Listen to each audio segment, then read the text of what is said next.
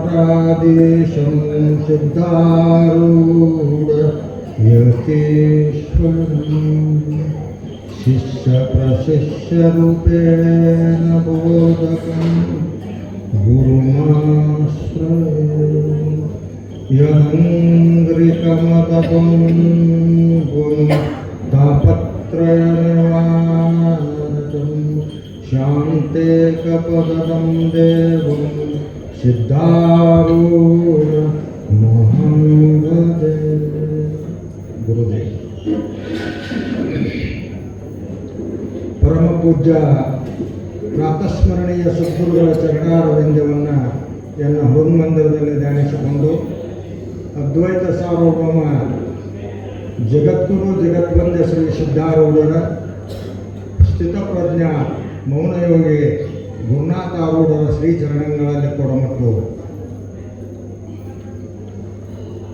ಬಸವಾದಿ ಶ್ರೀಚರಣರಲ್ಲಿ ಕೊಡಮಟ್ಟು ಯಾವತ್ತೂ ಶ್ರೀಮಠದ ಬಸವ ಸ್ಮೃತಿ ಮಾಸಿಕ ಶಿವಾನುಭವ ಕಾರ್ಯಕ್ರಮದ ದಿವ್ಯ ಸಾನ್ನಿಧ್ಯವನ್ನು ಅಲಂಕರಿಸಿಕೊಂಡಿರತಕ್ಕಂಥ ಪರಮ ಪೂಜ್ಯ ಶತಸ್ಥಲ ಬ್ರಹ್ಮೆ ಗೌರಿಶಂಕರ ಶಿವಾಚಾರ್ಯ ಮಹಾಸನ್ನಿಧಿ ಕಲ್ಯಾಣ ಮಠ ಜಮಖಂಡಿಯವರ ಪವಿತ್ರ ಪಾದಾರವಿಂದದಲ್ಲಿ ಅನಂತಕೋಟಿ ಭಕ್ತಿಪೂರ್ವಕ ಶಿರಸಾಷ್ಟಾಂಗ ಪ್ರಣಾಮಗಳನ್ನು ಸಮರ್ಪಿಸುವುದಲ್ಲದೆ ಇವತ್ತಿನ ದಿವಸ ಎರಡು ಕಾರ್ಯಕ್ರಮ, ಒಂದು ಬಸವ ಸ್ಮೃತಿ ಮಾಸಿಕ ಶಿವಾನುಭವ ಕಾರ್ಯಕ್ರಮ, ಇನ್ನೊಂದು ಶ್ರೀಮಠದಲ್ಲಿ ಇದ್ದುಕೊಂಡು ಅನಂತ ಶಾಸ್ತ್ರಗಳನ್ನು ಶ್ರೀಮಠದ ಶಿಷ್ಯಂದರಿಗೆ ಹೇಳಿಕೊಟ್ಟಿರ್ತಕ್ಕಂಥ ಹುಲ್ಯಾಳದ ಹುಲಿಯಂತ ಪ್ರಖ್ಯಾತಿಯಾಗಿರ್ತಕ್ಕಂಥ ಮಲ್ಲಿಕಾರ್ಜುನ ಮಹಾಸ್ವಾಮೀಜಿಯವರ ಪುಣ್ಯೋತ್ಸವ ಕಾರ್ಯಕ್ರಮ, ಎರಡು ಕಾರ್ಯಕ್ರಮ. ಈ ಕಾರ್ಯಕ್ರಮದ ಗಣ ಅಧ್ಯಕ್ಷ ಸ್ಥಾನವನ್ನು ಅಲಂಕರಿಸಿ ನಮ್ಮೆಲ್ಲರಿಗೆ ಮನಕ್ಕೆ ಮದ್ದನ್ನೆತ್ತು ಸದಾ ಪಂಚಾಕ್ಷರಿ ಮಹಾಮಂತ್ರಾನುಷ್ಠಾನ ಮೂರ್ತಿಗಳಾಗಿರ್ತಕ್ಕಂಥ ಪರಮ ಪೂಜ್ಯ ಶ್ರೀಮನ್ನಿರಂಜನ ಪ್ರಣವ ಸ್ವರೂಪಿ ಮೌನ ಮಲ್ಲಿಕಾರ್ಜುನ ಮಹಾಶಿವಯೋಗಿಗಳವರ ಪವಿತ್ರ ಪಾದಾರವಿಂದದಲ್ಲಿ ಅನಂತಕೋಟಿ ಭಕ್ತಿಪೂರ್ವಕ ಶಿರಸಾಷ್ಟಾಂಗ ಪ್ರಣಾಮಗಳನ್ನು ಸಮರ್ಪಿಸುವುದಲ್ಲದೆ ವೇದಿಕೆಯ ಮೇಲೆ ಆಸನಾಶೀಲರಾದ ಅಮೀನಗಡದಿಂದ ಆಗಮಿಸಿರತಕ್ಕಂಥ ಪರಮ ಪೂಜ್ಯ ಶರಣರಾಗಿರ್ತಕ್ಕಂಥ ಪರಮೇಶ್ವರವರ ಪಾದಾರವಿಂದದಲ್ಲಿಯೂ ಅವರ ಧರ್ಮ ಪತ್ನಿಯರಾಗಿರ್ತಕ್ಕಂಥ ಪರಮ ಪೂಜ್ಯ ಶರಣೆ ಸಹೋದರಿ ಪಾರ್ವತಮ್ಮನವರ ಪಾದಾರವಿಂದದಲ್ಲಿಯೂ ಭಕ್ತಿಪೂರ್ವಕ ಪ್ರಣಾಮಗಳನ್ನು ಸಮರ್ಪಿಸುತ್ತಾ ಅಪರೂಪವಾಗಿರ್ತಕ್ಕಂಥ ಮಾನವ ಜನ್ಮವನ್ನು ಸಾರ್ಥಕಪಡಿಸಿಕೊಳ್ಳಬೇಕೆಂಬ ಸದುದ್ದೇಶದಿಂದ ಆಗಮಿಸಿರುವ ನನ್ನ ಎಲ್ಲ ಶರಣ ತಂದೆ ತಾಯಿಗಳಿಗೆ ಶರಣಾರ್ಥಿಗಳು.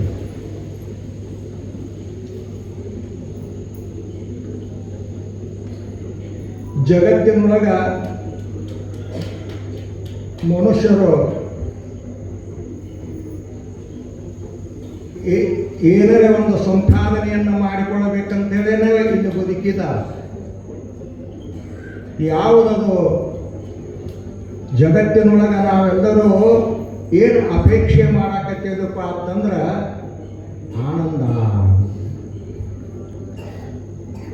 ಆನಂದ. ಈ ಆನಂದವನ್ನು ಪಡ್ಕೊಳ್ಳೋ ಸಲುವಾಗಿನೇ ಇದೆಲ್ಲ ಕಟ್ಟುಕಟ್ಟಿ ನಡೆದೈತಿ ನಮ್ಮದೆಲ್ಲರದು. ಅದು ಹೆಂಗೆ ಸಿಗುತ್ತೈತಿ ನೋಡ್ರಿ, ಜಗತ್ತಿನೊಳಗೆ ನಾವೆಲ್ಲರೂ ಏನು ಹುಟ್ಟಿ ಬಂದಿದ್ದೀವಲ್ಲ, ಈ ಆನಂದನ ಪಡೆದುಕೊಳ್ಳುವಕ್ಕೋಸ್ಕರವಾಗಿ ನಮ್ಮ ಹಿಂದೆ ಇದಕ್ಕೆಲ್ಲಕ್ಕೂ ಒಂದು ಕಾರಣ ಐತಪ್ಪ ಅಂತಂದ್ರೆ ಅದು ಯಾವುದಪ್ಪ ಅಂತಂದ್ರೆ ಈ ಶರೀರ. ಅನಂತ ದುಃಖಗಳಿಗೆ ಕಾರಣ ಆಗೈತೆ ಇದು ಶರೀರ.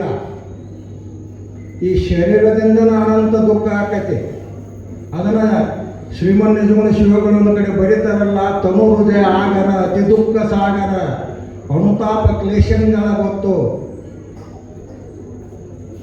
ತನು ಹೃದಯ ಆಗರ ಅತಿ ದುಃಖ ಸಾಗರ ಅನುತಾಪ ಕ್ಲೇಶಗಳ ಗೊತ್ತು ತನು ಮೂಲ ಅದರಿಂದ ಅಖಿಲ ದುಃಖವೆಲ್ಲಕ್ಕೆ ತನುಭಾವ ಅಳಿಯೇ ದುಃಖದ ಕೇಳುವುದು. ಈ ಶರೀರನ ಈ ಅನಂತ ದುಃಖಕ್ಕೆ ಮೂಲ ಕಾರಣ ಆಗೈತಿ. ನಾವು ಯಾರೂ ತಿಳ್ಕೊಂಡಿಲ್ಲ ಇದನ್ನು. ಈ ಶರೀರ ಏನೈತಲ್ಲ ನಮ್ಮ ಸುಖ ದುಃಖಾದಿಗಳಿಗೆ ಅನಂತ ಕಾರಣ ಆಗೈತಿ. ಏನು ನಾನು ಅನ್ನತಕ್ಕಂಥದ್ದೇನು ತಿಳ್ಕೊಂಡಿವಲ್ಲ, ಈ ಶರೀರನ ನಾವು ಅಂತ ತಿಳ್ಕೊಂಡಿವಿ.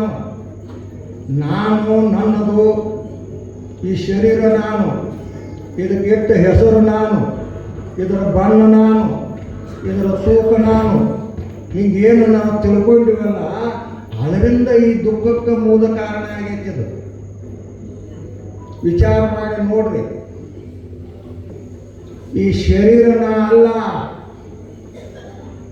ನಾನು ಅಲ್ಲ, ನಂದು ಅಲ್ಲ, ಇದು ಸಚ್ಚಿದಾನಂದ ಸ್ವರೂಪ ಪರಮಾತ್ಮ ಅದಿಯಪ್ಪ ಅಂತೇಳಿ ಏನು ನಾವು ತಿಳ್ಕೊಂಡಿವಪ್ಪ ಅಂತಂದ್ರೆ ಗುರುಮುಖದಿಂದ, ಅವಾಗ ನಮಗೆ ದುಃಖದಿಂದ ನಿವೃತ್ತಿ ಆಗ್ತದೆ. ಎಲ್ಲಿಂದ ಇದು ದುಃಖ ಇರುವುದನ್ನ ಈಗ ಬಜಾರದೊಳಗೆ ನಾವೆಲ್ಲರೂ ಸಾಮಾನು ಖರೀದಿ ಮಾಡಕ್ಕೆ ಹೋಗಿರ್ತೇವೆ,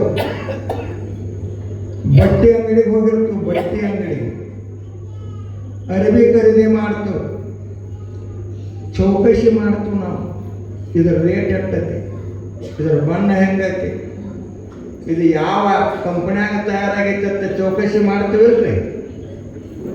ಇದು ರೇಷ್ಮೆ ಬಟ್ಟೆ ಐತೋ, ಏನು ಪಾಲಿಸ್ಟರ್ ಬಟ್ಟೆ ಐತೋ, ಏನು ಕಾಟನ್ ಬಟ್ಟೆ ಐತೋ ಅಂಥೇಳಿ ನಾವೆಲ್ಲ ವಿಚಾರ ಮಾಡ್ತೀವಲ್ಲ. ಆದರೆ ಈ ಶರೀರ ಬಗ್ಗೆ ಒಬ್ಬರ ವಿಚಾರ ಮಾಡೇರಿ. ಅಮೂಲ್ಯವಾಗಿರ್ತಕ್ಕಂಥ ಈ ಶರೀರವನ್ನು ಪರಮಾತ್ಮ ಈ ಭೂಮಿಗೆ ನಮ್ಮನ್ನು ಕಳಿಸಿಕೊಟ್ಟನಲ್ಲ, ಇದರ ಬಗ್ಗೆ ಒಬ್ಬರ ವಿಚಾರ ಮಾಡೇರಿ. ಯಾರೂ ವಿಚಾರ ಮಾಡಿಲ್ಲ. ಈ ಶರೀರ ಹೆಂಗೆ ತಯಾರಾಗಿತ್ತು ಅಂತಂದ್ರೆ ಪಂಚಭೂತಾತ್ಮಕಂ ಪಂಚಸು ವರ್ತಮಾನಂ. ಈ ಶರೀರ ಪಂಚಭೂತಾತ್ಮಕಂ ಪಂಚಸು ವರ್ತಮಾನಂ ಷಡಾಶ್ರಯಂ ಷಟ್ಗುಣ ಯೋಗಯುಕ್ತಂ ತ್ವಂ ಸಪ್ತಧಾತುಂ ತ್ರಿಮಲಂ ಚತುರ್ವಿಧ ಆಹಾರಮಯಂ ಶರೀರಂ ಅಂತೇಳಿ ಶಾಸ್ತ್ರದೊಳಗೆ ಬರೀತಾರೆ. ಪಂಚಾತ್ಮಕಂ ನೋಡ್ರಿ, ಕಲ್ಲ, ಉಸುಕ, ಕೆಬ್ಬಣ, ಕಟ್ಟಿಗೆ, ಸಿಮೆಂಟ ಇವೆಲ್ಲ ಕೂಡಿ ಏನೈತಿ ಇದೊಂದು ಮಣಿ ತಯಾರಾಗೈತಲ್ಲ, ಹಂಗ ಪಂಚಭೂತಾತ್ಮಕದಿಂದ ತಯಾರಾಗಿರ್ತಕ್ಕಂಥ ಈ ಶರೀರ. ಈ ಶರೀರದೊಳಗೆ ಮಣ್ಣೈತಿ, ಪೃಥ್ವಿ, ತೇಜ, ವಾಯು, ಆಕಾಶ ಇರತಕ್ಕಂಥ ಪಂಚಭೂತದಿಂದ ತಯಾರಾಗಿರ್ತಕ್ಕಂಥ ಈ ಶರೀರ. ಈ ಶರೀರದೊಳಗೆ ಮಣ್ಣೈತಿ. ನೋಡ್ರಿ, ಬ್ಯಾಸ್ಗೆ ದಿವಸದೊಳಗೆ ಒಂದು ಸ್ವಲ್ಪ ಕೆಲಸ ಮಾಡಿ ಬಂದು ಎಲ್ಲರ ಕಟ್ಟಿ ಮೇಲೆ ಕೂತಿರ್ಬೇಕು ನೀವು. ಮೇಯೊಳಗೆ ಸ್ವಲ್ಪ ಬೆಮರು ಬಂದಿತ್ತ ಅಂದ್ರೆ ಹಿಂಗೆ ತಿಕ್ಕಿ ನೋಡ್ರಿ ಒಂದು ಸ್ವಲ್ಪ ಮಣ್ಣು ಬರ್ತೈತಿಲ್ಲ. ಶರೀರದೊಳಗೆ ಮಣ್ಣೈತಿ. ಮಣ್ಣಿಂದ ಕಾಯ, ಇದು ಮಣ್ಣಿಂದ ತಯಾರಾಗಿದ್ದು ಕಾಯ ಮಣ್ಣಾಗ ಇರ್ತೈತಿ ಮತ್ತು ಮಣ್ಣಾಗ ಹೊಗಳ್ತಾರೆ. ಇದು ಹೌದಲ್ರಿ? ಮತ್ತೆ ಈ ಶರೀರದೊಳಗೆ ಮಣ್ಣೈತಿ, ಪೃಥ್ವಿ ತತ್ವ ಐತಿ ಇದ್ರೊಳಗೆ. ಇನ್ನು ಎರಡನೇದಾಗಿ ಶರೀರದೊಳಗೆ ನೀರು ಐತಿ. ಅದಂಗ್ರಿ ಅಂತ ಕೇಳ್ಬೋದು ನೀವು. ಕಣ್ಣಾಗ ನೀರು ಬರ್ತಾವಲ್ರಿ? ನಿಮ್ಮ ಕಣ್ಣಾಗ ನೀರು ಬರ್ತಾವ, ಮೂಗಿನಾಗ ನೀರು ಬರ್ತಾವ, ಏಕಿಗೆ ಹೋಗ್ತಿರಿಲ್ಲ ಅಂದ್ರೆ ಈ ಶರೀರದೊಳಗೆ ನೀರು ಐತಿ. ಜಲತತ್ವದಿಂದ ತಯಾರಾಗೈತಿ ಈ ಶರೀರದೊಳಗೆ ನೀರು. ಇನ್ನು ಈ ಶರೀರದೊಳಗೆ ಬೆಂಕಿ ಐತಿ. ಸ್ವಲ್ಪ ಮುಟ್ಕೊಂಡು ನೋಡ್ರಿ, ಹಿಂಗ ಬೆಚ್ಚಗ ಹತ್ತೈತಿ ನಿಮಗೆ. ಬೆಚ್ಚಗ ಅಕಸ್ಮಾತ್ ಇದು ಬೆಚ್ಚಗ ಹತ್ತೆಲ್ಲ ತಣ್ಣಗ ಗಾರ ಆಗತ್ತಂದ್ರೆ ಏನು ಮಾಡ್ತಾರೆ? ತೊಳೆದು ಕುಣಿಸ್ತಾರೆ ಗಾಡಿ ಎತ್ತರಿದನು ಅಂತೇಳಿ. ಹಂಗೆ ಶರೀರದೊಳಗೆ ಬೆಂಕಿ. ಪಂಚಾತ್ಮಕಂ, ಇದರೊಳಗೆ ಗಾಳಿ ಐತಿ. ಶ್ವಾಸೋಚ್ಛ್ವಾಸ ಮಾಡ್ತಿರಲ್ಲ, ಉಸಿರು ತಗೋದು ಬಿಡೋದು, ಉಸಿರು ತಗೋದು ಬಿಡೋದು. ಈ ಶರೀರದೊಳಗೆ ಗಾಳಿ ಐತಿ. ಮತ್ತೆ ಶರೀರದೊಳಗೆ ಪೊಳ್ಳು ಐತಿ. ಆಕಾಶ ತತ್ವ ಐತಿದ್ರು. ಅದ್ಯಾಂಗ್ರಿ ಅಂದ್ರೆ ಬೆಳಗ್ಗೆ ಒಂದಿಟ್ಟು ಉಪ್ಪಿಟ್ಟು ತಗೋತೀರಿ, ಮಧ್ಯಾಹ್ನ 4 ರೊಟ್ಟಿ ತಗೋತೀರಿ, ಸಾಯಂಕಾಲ ಒಂದು ಸ್ವಲ್ಪ ಏನಾರೇ ಕುರುಮ್ ಚುರುಮುರಿ ಅದು ತಗೋತೀರಿ, ಮತ್ತು 4 ರಾತ್ರಿ ತಗೋತೀರಿ. ಎಲ್ಲಿ ಹೋಗ್ತಾವೆ ಇವೆಲ್ಲ? ಒಳಗೆ ಪಳ್ಳೈತಂತ ಹಿಡಿತೈತಿದು.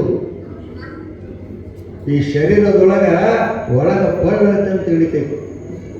ಅದಕ್ಕೆ ಪಂಚಾತ್ಮಕಂ ಪಂಚಸುವರ್ತಮಾನಂ ಶಬ್ದ ಸ್ಪರ್ಶ ರೂಪ ರಸ ಗಂಧ ಪಂಚಸುವರ್ತಮಾನಂ ಷಡಾಶ್ರಯಂ ಸದ್ಗುಣ ಯೋಗಯುಕ್ತಂ ಕಾಮ ಕ್ರೋಧ ಲೋಭ ಮೋಹ ಮತ್ಸರ ಚತುರ್ವಿಧ ಆಹಾರಮಯಂ ಶಾಸ್ತ್ರದೊಳಗೆ ಬರೀತಾರೆ.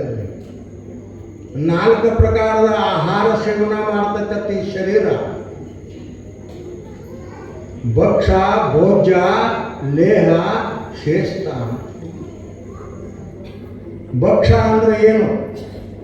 ಹಳ್ಳಿಗೆ ಕಡದು ತಿನ್ನೋದು. ಸಜ್ಜಿ ರೊಟ್ಟಿ, ಚಪಾತಿ, ಗಜ್ರಿಕಾಯಿ, ಸೌತೆಕಾಯಿ ತಿಂತೀರಿಲ್ಲ ಹಳ್ಳಿಲೆ, ಅದಕ್ಕೆ ಭಕ್ಷ ಅಂತ ಕರೀತಾರೆ. ಭೋಜ್ಯ ಅಂದ್ರೆ ಮೆತ್ತನ ಶಿರಾ ಗುಳುಮು ನುಂಗುದು ಹಂಗ ಈ ಶಿರಾ. ಲೇಹ ಜೇನುತುಪ್ಪ ತಿಂತೀರಿ, ನೆಗ್ತೀರಿ. ಜೇನುತುಪ್ಪ ತಿನ್ನಕ್ಕೆ ಬರೋಂಗಿಲ್ಲ, ಅದನ್ನು ನೆಗ್ತೀರಿ.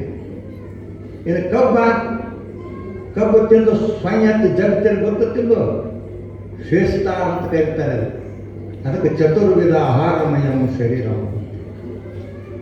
ಇವೆಲ್ಲದರಿಂದ ಕೂಡಿ ಈ ಶರೀರ ನಿರ್ಮಾಣ ಆಗೈತಿದು. ಆದರೆ ಇದರ ಬಗ್ಗೆ ನಮಗೆ ಕಾಳಜಿ ಇಲ್ಲ. ಇದರ ಬಗ್ಗೆ ಯಾರ ವಿಚಾರ ಮಾಡಿರಿ? ಒಬ್ಬರೇ ಇಲ್ಲ.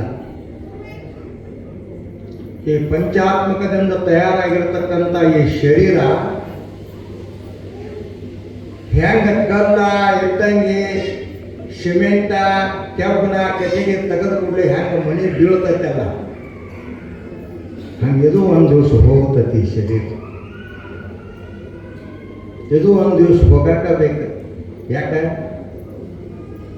ಹುಟ್ಟಿದ್ದೊಮ್ಮೆ ಸಾಯಕ ಬೇಕು, ಕಟ್ಟಿದ್ದೊಮ್ಮೆ ಬೀಳಲಿಕ್ಕೆ ಬೇಕು. ಇದು ಸೃಷ್ಟಿ ನಿಯಮ ಐತಿ. ಯಾವುದೋ ಒಂದು ಊರಾಗ ಒಬ್ಬ ರಾಜ ಆನೆ ಸಾಕಿದ್ದ. ಬಹಳ ಯುದ್ಧ ಮಾಡಿದ್ದ. ಆನೆ ಮೇಲೆ ಕುಂತವ, ಪಟ್ಟದ ಆನೆ. ರಾಜರ ಕಡೆ ಎಲ್ಲ ವಿಶೇಷ ಪಟ್ಟದ ಆನೆ ಆಗ್ತಿರ್ತಾವ. ರಾಜರ ಕುಂಬೋದು, ಅದ್ರ ಮೇಲೆ ಮತ್ತೊಬ್ರು ಯಾರು ಕುಂಡ್ರಾಕ್ ಪರವಾನಿಗೆ ಇರಂಗಿಲ್ಲ. ಅದು ಪಟ್ಟದ ಆನೆ, ಪಟ್ಟದ ಕುದುರೆ, ಪಟ್ಟದ ರಾಣಿ ರಾಜರ ತೆಕ್ಕಿದ್ದು. ಹಂಗೆ ರಾಜ ಆನೆ ಸಾಕಿದ್ದ. ಭಾಳ ಯುದ್ಧ ಮಾಡಿದ್ದ. ಆನೆ ಮೇಲೆ ಭಾಳ ಪ್ರೀತಿ ಇತ್ತು ರಾಜ. ಪರಂತು ವಯಸ್ಸಾಗಿ ಬಿಟ್ಟಿತ್ತು ಆನೆಗೆ. ನೋಡ್ರಿ, ಅದನ್ನು ಶ್ರೀಮನ್ ಯಜಮಾನ ಶಿವಗಳು ಬರೀತಾರೆ. ಬಾಲಕ ತರುಣ ಜರ ಜೀರ್ಣ ರೂಪಾಗಿ ಮೇಲೆ ನರಗಿಯಾಗಿ ಮತ್ತೆ ಕ್ರಮಗಳು. ನಾವು ಸಣ್ಣಾಗಿದ್ದಾಗ ಹೆಂಗಿದ್ದು, ಈಗ ಹೆಂಗಾಗಿದ್ದು, ಇನ್ನು ಮುಂದೆ ಹೆಂಗಾಗಿತ್ತು ನೋಡ್ರಿ. ಚೇಂಜ್ ಆಕೋತ ಬಂದತ್ತಿತ್ತು. ಇದು ಚೇಂಜ್ ಆಕೋತ ಶರೀರ. ಹಂಗ ಇದಕ್ಕೆ ಏನಪ್ಪ ಅಂದ್ರೆ ರಾಜ ಆನೆ ಸಾಕಿದ್ದ, ವಯಸ್ಸಾಗಿತ್ತು. ಅದಕ್ಕೆ ಇನ್ನೇನು ಮಾಡ್ಬೇಕಂತ ಹೇಳಿ ರಾಜ ಆ ಆನೆ ಅದರ ಮತ್ತೊಂದು ಆನೆ ತೊಗೊಂಬಂದ. ನಾವು ಸಾಂದು ಮರಿ ಆನೆ ತೊಗೊಂಬಂದ. ಇನ್ನು ಈ ದೊಡ್ಡ ಆನೆ ಏನು ಮಾಡಬೇಕು, ವಯಸ್ಸಾಗೈತೆ ಅಂತೇಳಿ ಅಲ್ಲೇ ಸಮೀಪ ಒಂದು ಊರವ್ರನ್ನ ಕರೆಸಿದ. ಮತ್ತು ರಾಜರ ಕರೆಸ್ಯಾರಂದ್ರೆ ಹೋಗಬೇಕು ಎಲ್ಲರೂ. ನೋಡಪ್ಪ, ಇದು ಆನೆ ನಮಗೆ ಬಹಳ ಕೆಲಸ ಮಾಡೈತಿ. ಸಾಕಷ್ಟು ಯುದ್ಧದೊಳಗೆ ನಮಗೆ ಬಹಳ ಗೆದ್ದ ನಮ್ಮ ಮನಸ್ಸು ತೃಪ್ತಿ ಮಾಡೈತಿ ಇದು ಆನೆ. ಅದಕ್ಕೆ ಇದಕ್ಕೆ ವಯಸ್ಸಾಗೈತಿ. ಈ ಆನೆ ನೀವು ಊರವರೆಲ್ಲರೂ ಕೂಡಿ ಜೋಪಾನ ಮಾಡ್ಬೇಕು. ಮತ್ತಿನ್ನು ರಾಜರ ಆಜ್ಞೆ ಏನು ಮಾಡೋಕ್ಕಾಗ್ತೈತಿ? ಹ್ಞೂ ರೀ ರಾಜರ ನಾವು ಜೋಪಾನ ಮಾಡ್ತೀವಿ. ಆನೆ ಒಯ್ಯಾಕೆ ಬಂದರು, ಬಾಯಿಲ್ಲ ನಾವು ಯಾಕ್ರಿ ಅನ್ನ. ಈ ಆನೆ ನೀವು ಒಯ್ದರೆ ಜೋಪಾನ ಮಾಡೋಕ್ಕೆ ದಿನಂಪ್ರತಿ ಬಂದು ನನಗೊಂದು ಹೇಳಬೇಕು ನೀವು. 12 ಗಂಟೆಗೆ ಆಣಿ ಹೆಂಗೈತಿ, ಚಲೋ ಆಯ್ತಿಲ್ಲೋ ಇದನ್ನು ಹೇಳಬೇಕು ಅಂತ ಹೇಳಿ ನಾವು ರಾಜ. ಯಾಕೆ ಆಣಿ ನನಗೆ ಭಾಳ ಪ್ರೀತಿ ಇದ್ದವ. ಹ್ಞೂ ರೀ ರಾಜ, ಹ್ಞೂ ರೀ ಅಂದ್ರೆ ಆಣಿ ತೊಗೊಳಕ್ಕಂತಿರು. ಮತ್ತೆ ಬಾಯಿ ನಾನು ಯಾಕೆ ರೀ ಅಂದ್ರೆ ಇದನ್ನು ಆಣಿ ಹೆಂಗೈತೆ ದಿನ ಚಲೋ ಆಯ್ತೋ ಇಲ್ಲೋ ಅನ್ನೋದು ಹೇಳ್ಬೇಕು ನಮಗೆ. ಮತ್ತು ಅಕಸ್ಮಾತ್ ಇದು ಆಣಿ ಸಾಯ್ತಪ್ಪ ಅಂತಂದ್ರೆ ಯಾರು ಸುದ್ದಿ ತರ್ತೀರಿ ಅವ್ರು ಆವತ್ತು ಅಲ್ಲೇ ಸಾಯ್ತಾರಂತ ತಿಳ್ಕೊಬೇಕು ನೀವು. ಅವ್ರು ಅಂದರು ಇದು ದೊಡ್ಡ ಪಂಚಾಯತಿ ಬರ್ತಾರ ಅಂದ್ರೆ ಅವರು ಇವು ಮೊದಲಿನ ಏನು ಇದು ಬರೋಬ್ಬರಿ ಐತೆ. ಮತ್ತು ಇದು ಸತ್ತದ ಸುದ್ದಿ ಹೇಳಬೇಕಂದ್ರೆ ಅವ್ರು ಅಲ್ಲೇ ಸಾಯ್ತಾರಂತೇನು ಹೇಳ್ತಿಲ್ಲ. ಇದು ಭಾಳ ಹೈರಾಣ ಅನ್ಕತ್ತೆ ಅಂದ್ರೆ ಅವರು. ಮತ್ತು ಇನ್ನೇನು ಮಾಡೋಕೆ ರಾಜರಿಗೆ ಇದ್ರ ಮಾತಾಡಕೊಂಡು ಬರೋಂಗಿಲ್ಲ.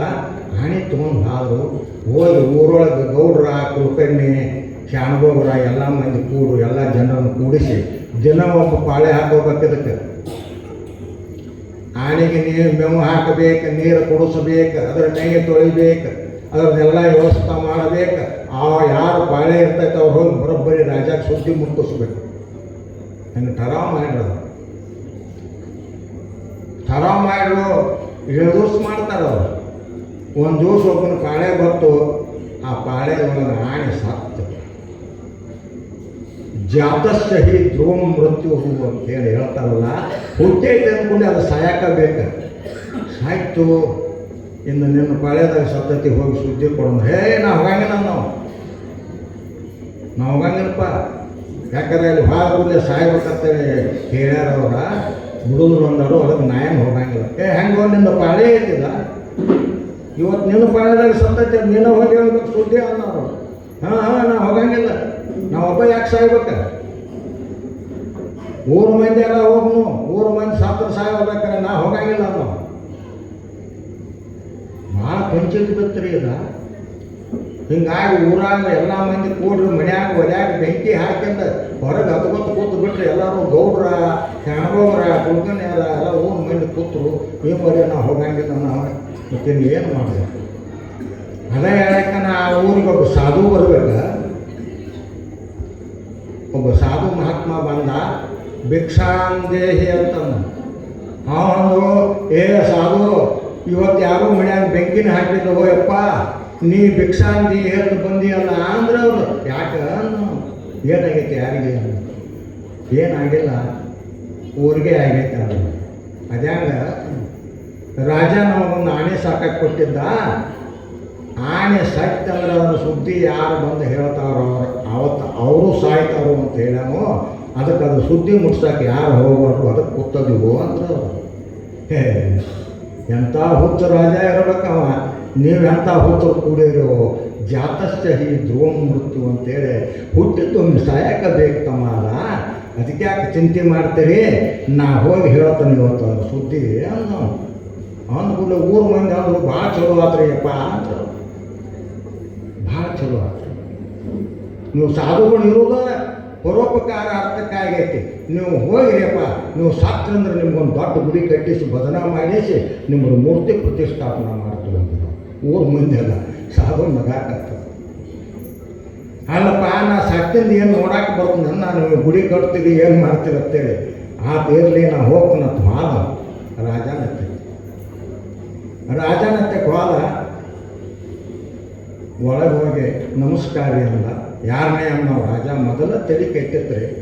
12 ಗಂಟೆಗೆ ಸುದ್ದಿ ಮುಗಿಸೋದು ಹೋಗಿ 2 ತಾಸು ಲೇಟ್ ಆಗಿತ್ತು. ಸಿಟ್ಟಿಗೆದ್ದು ಕೂತಿದ್ದ ರಾಜ. ಒಳಗೆ ಹೋದ. ಯಾರನೇ? ನಾವು ಆಣೆ ಬರೋರ. ಹೆಂಗೈತೆ ನಮ್ಮ ಆಣೆ ಅನ್ನೋ ರಾಜ. ಭಾಳ ಚಲೋ ಐತ್ರಿ ಅದು ಆಣೆ. ಭಾಳ ಚಲೋ ಐತಿ. ಭಾಳ ಚಲೋ ಅಂದ್ರೆ ಹೆಂಗೋ ಭಾಳ ಚಲೋ ಐತ್ರಿ. ಅದು ಕುಂಡ್ರಂಗಿಲ್ಲ, ಅದು ಹೇಳಂಗಿಲ್ಲ, ಅದೇನು ನೋಡಂಗಿಲ್ಲ. ಹೊಸ ಆಸನ ಹಾಕೈತೆ ಅದು ಇವತ್ತು. ಹಂಗಂದ್ರೆ ಏನು ಅಂದ್ರೆ ಅದು ಅದು ನಿಮಗೆ ಗೊತ್ತಿಲ್ಲ. ಬರೀ ನಿಮಗೆ ಗೊತ್ತಂದ್ರೆ ಹೆಂಗೆ? ಭಾಳ ಚಲೋ ಐತ್ರಿ. ಅದು ಹೇಳಂಗಿಲ್ಲ, ಅದು ಕುಂಡ್ರಂಗಿಲ್ಲ, ಅದೇನು ತಿನ್ನಂಗಿಲ್ಲ, ಅದು ನೋಡಂಗಿಲ್ಲ. ಏನು ಆಣಿ ಸತ್ತತೇನ ನಾವು ರಾಜ. ಅದು ನಿಮಗೆ ಗೊತ್ತಿರಿ. ಅದು ನಾ ಹೇಳಂಗಿಲ್ಲ, ಅದು ನಿಮಗೆ ಗೊತ್ತಿರಿ. ಹಂಗೆ ಜಾತಶ್ಚಹಿ ಧ್ರುವಂ ಮೃತ್ಯು ಅಂಥೇಳಿ ಹುಟ್ಟಿದ್ದೊಂದು ಸಹಾಯಕ ಬೇಕಾಗ್ತೈತಿ. ಅದಕ್ಕೆ ಈ ಶರೀರ ಏನಲ್ಲ, ಸಾವು ಸುನಿಶ್ಚಿತ ಐತಿ, ಬದುಕು ಅನಿಶ್ಚಿತ ಐತಿ. ಹುಟ್ಟಿದ್ದೊಂದು ಸಹಾಯಕನ ಬೇಕು, ಸಾವು ಸುನಿಶ್ಚಿತ, ಬದುಕು ಅನಿಶ್ಚಿತ. ನಾವು ಯಾವಾಗ ಊರಿಗೆ ಹೋಗ್ತೀವಿ ಅನ್ನೋದು ನಮಗೆ ಗೊತ್ತಿಲ್ಲ, ನಾವು ಇಲ್ಲೇ ಎದ್ದು ಹೋಗ್ತೀವಿ ಅನ್ನೋದು ನಮಗೆ ಗೊತ್ತಿಲ್ಲ. ನೋಡ್ರಿ ಅಂತಿರ್ತಾರೆಲ್ಲೋ, ನಿನ್ನೆ ಇದೇಗ ಮಾತಾಡಿದ್ದು ಮರ ನಮ್ಮ ಜೋಡಿ ಹಂಗೆ ಹಾದ ತತ್ತಿರ್ತಾರ. ಏನು ಹಾರ್ಟ್ ಪಾಸತ್ತೆ ಯಾರು ಅನ್ನಂಗಿಲ್ಲ, ಫೇಲ್. ಹಂಗೆ ಇದು ಹುಟ್ಟಿದ್ದೊಮ್ಮೆ ಸಹಾಯಕನ ಬೇಕು. ಹಂಗೆ ಇದು ಪಂಚಾತ್ಮಕಂ ಈ ಶರೀರ, ಪಂಚ ಮಹಾಭೂತದಿಂದ ತಯಾರಾಗಿರ್ತಕ್ಕಂಥ ಈ ಶರೀರ. ಅದನ್ನು ನಾವು ವಿಚಾರ ಮಾಡಿದ್ವಿ ಅಂದರೆ ಇಲ್ಲಿ ತನಕ ಯಾರೇ ಯಾರೂ ಮಾಡಿಲ್ಲ, ಯಾರೂ ಮಾಡಿಲ್ಲ. ಅದಕ್ಕೆ ಇದು ಸಾವ ಸುನಿಶ್ಚಿತ ಐತಿ, ಬದುಕು ಅನಿಶ್ಚಿತ ಐತಿ. ಅದ ಸಾಯುವುದರೊಳಗಾಗಿ ನಾವು ಏನಾರೇ ಮಾಡಬೇಕಲ್ಲ. ಇದು ಪಂಚಭೂತದಿಂದ ತಯಾರಾಗಿರ್ತಕ್ಕಂಥ ಈ ಶರೀರ, ಇದನ್ನು ಪರಮಾತ್ಮ ನಮಗೆ ಕೊಟ್ಟು ಕಳಿಸ್ಯಾರಪ್ಪ ಅಂತಂದ್ರೆ ಇದನ್ನು ನಾವು ಏನು ಮಾಡಬೇಕು? ಏನು ಮಾಡಕತ್ತೀವಿ? ಹೆಂಡ್ರಿಗಾಗಿ, ಮಕ್ಕಳಿಗಾಗಿ, ಹೊಲ ಮನೆಗಾಗಿ ದುಡಿದು ಸಾಯಾಕತ್ತೀವಿ. ಇದು ಶರೀರ ಬಗ್ಗೆ ಕಾಳಜಿನ ಇಲ್ಲ ನಮಗೆ. ಯಾವಾಗ ಹೋಗ್ತೀವಿ ನಮಗೆ ಗೊತ್ತಿಲ್ಲ. ಆದರೂ ಇದು ನನ್ನ ಹೊಲ, ನನ್ನ ಮನೆ, ನಾನು ರೊಕ್ಕ ಗಳಿಸಬೇಕ, ಇದರಂಗೆ ಸಾಯಾಕತ್ತಿದ್ವು ನಾವೆಲ್ಲರೂ. ಒಬ್ಬರೇ ವಿಚಾರ ಮಾಡ್ಯಾರ, ಇದನ್ನ ಯಾರೂ ವಿಚಾರ ಮಾಡಿಲ್ಲ. ಅದಕ್ಕೆ ಇದು ಶರೀರ ಮಹಾತ್ಮರದ, ಇದು ಮಹಾತ್ಮರ ಅಂಬೂನ ಹಚ್ಚಿದೆ. ಅಪ್ಪ ಈ ಶರೀರ ಪವಿತ್ರವಾಗಿರ್ತಕ್ಕಂಥದ್ದು. ಇದು ನೋಡ್ರಿ, ಎಲ್ಲ ಪೇರ್ ಪಾರ್ಟ್ಸ್ ಕೂಡಿಕೆಸಿಂದ ಈಗ ಬಾಂಬೆದೊಳಗೆ ಪುನಾದಾಗದು ಎಲ್ಲ ಕಡೆಯಿಂದ ಪೇರ್ ಪಾರ್ಟ್ಸ್ ತರಿಸಿ ತಯಾರು ಮಾಡ್ತಾರೆ ಅವರು. ಟೈರ್ ಒಂದು ಕಡೆದ್ದು ಬರ್ತಾವೆ, ಡಿಸ್ಕ್ ಒಂದು ಕಡೆದ್ದು ಬರ್ತಾವೆ, ಮಷಿನ್ ಒಂದು ಕಡೆದ್ದು ಬರ್ತಾವೆ. ಎಲ್ಲ ಕೂಡಿಸಿ ಕಾರ್ ಗಾಡಿ ತಯಾರು ಮಾಡಿ ತಮ್ಮ ಹೆಸರು ಹಾಕ್ತಾರೆ ಅವರು. ಅದಕ್ಕೆ ಹಾಕ್ತಾರೇನ್ರಿ? ಹಂಗೆ ಈ ಶರೀರ ಏನಾಯ್ತಪ್ಪ ಅಂತಂದ್ರೆ ಎಲ್ಲ ಪೇರ್ ಪಾರ್ಟ್ಸ್ ಕೂಡಿ ಹಂಗೆ ಆಗೈತಲ್ಲ. ಹಾಗಾಗಿ ಈ ಶರೀರ ಪಂಚಭೂತಾತ್ಮಕದಿಂದ ತಯಾರಾಗಿರ್ತಕ್ಕಂಥ ಈ ಶರೀರಕ್ಕೆ ಅಂಗ ಅಂತ ಕರೆದ್ರೆ, ಅಂಗ ಅಂತ ಕರೆದ್ರೆ. ಇನ್ನು ಎರಡನೇದಾಗಿ ಬಸವಣ್ಣವ್ರು ಹೇಳ್ತಾರೆ, ಇದಕ್ಕೆ ಕಾಯ ಅಂತ ಕರೆದ್ರು. ಕರೋತಿ ಇತಿ ಕಾಯ ಅಂದ್ರೆ ಕಣ್ಣಿಂದ ನೋಡ್ತತಿ, ಮೂಗಿಂದ ಗಂಧ ವಾಸನೆ ನೋಡ್ತತಿ, ಬಾಯಿಂದ ರಸ ಊಟ ಮಾಡ್ತತಿ, ಮಾತಾಡ್ತತಿ, ಕಾಲಿಂದ ನಡೀತತಿ, ಕೈಲಿ ಕೆಲಸ ಮಾಡ್ತತಿ ಅಂತೇಳಿ ಇದು ಬದುಕೈತಿ. ಅದಕ್ಕೆ ಇದಕ್ಕೆ ಕರೋತಿ ಇತಿ ಕಾಯ ಅಂತೇಳಿ ಬಸವಣ್ಣವ್ರು ಹೇಳ್ತಾರೆ. ಒಂದು ಕಡೆ ಪವಿತ್ರ ಕಾಯ, ಕೂಡಲ ಸಂಗನ ವರಿಸ ಬಂದ ಪ್ರಸಾದ ಕಾಯ, ಕರೋತಿ ಇತಿ ಕಾಯ.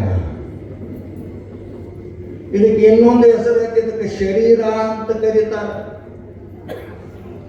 ಪಂಚಭೂತಾತ್ಮಕದಿಂದ ತಯಾರಾಗಿರ್ತಕ್ಕಂಥದ್ದು ಇದು ಏನೈತಪ್ಪ ಅಂತಂದ್ರೆ ಇದಕ್ಕೆ ಶರೀರ ಅಂತ ಕರೀತಾರೆ. ಶ್ರೀಯತೆ ಇತಿ ಶರೀರ. ಇದು ಸಂಪತ್ತು ಹೋಗ್ತೈತೆ, ಸಂಪತ್ತು ಹೋಗ್ತೈತೆ. ನೋಡ್ರಿ, ವಯಸ್ಸಿನಾಗಿದ್ದಾಗ 70-80 ಕಿಲೋ ತೂಕ ಇರ್ತಾನೆ, ಕುಂಟಲ್ ಗಂಟಲೆ ಭಾಳ ಹೊತ್ಕೊಂಡು 10 ಕಿಲೋಮೀಟರ್ ನಡೀತಿದ್ರಾಗ. ಇವು ನಡೀತಾರೆ ಬಿಡ್ರಿ ಕೆಲವು ಜಾಗದಾಗ. ವಯಸ್ಸಾದ ಮೇಲೆ 70-80 ಕಿಲೋ ಇದ್ದ ಮುಪ್ಪಿನ ಕಾಲಕ್ಕೆ ಏಟಾಕನ 30 ಕಿಲೋ ಆಗಿರ್ತಾನ. ಸಂಪತ್ತು ಬರ್ತೈತೆ. ಅದು ಶ್ರೀಯತೆ ಯತಿ ಶರೀರ. ಶರೀರ ಅಂತ ಯಾಕತ್ತಾರಪ್ಪ ಅಂತಂದ್ರೆ ಇದಕ್ಕೆ ಇದು ಸಂಪತ್ತು ಹೋಗ್ತದೆ, ಸಂಪತ್ತು ಹೋಗ್ತದೆ. ಇದಕ್ಕೆ ತನು ಅಂದರು ಮಹಾತ್ಮರು. ಇದಕ್ಕೆ ತನು ಅಂತ ಕರೀತಾರೆ. ಸೂಕ್ಷ್ಮ ಐತಿದು ತನು. ನೋಡ್ರಿ, ವಯಸ್ಸಾಗನ ಎಷ್ಟು ಸೂಕ್ಷ್ಮ ಆಗ್ತೈತಿದು ಶರೀರ. ಕಣ್ಣು ಸೂಕ್ಷ್ಮ ಆಗ್ತಾವ, ಕೈಕಾಲುಗಳು ಸೂಕ್ಷ್ಮ ಆಗ್ತಾವ, ನಡ್ಯಾಕ ಬರಂಗಿಲ್ಲ. ವಯಸ್ಸಾದಂಗೆ ಆದಂಗೆ ಇದು ಸೂಕ್ಷ್ಮ ಆಗತೈತೆ ಅಂತೇಳಿ ಇದಕ್ಕೆ ತನು ಅಂತ ಕರೆದು. ಇನ್ನೊಂದು ಕಡೆ ಕರೀತಾರೆ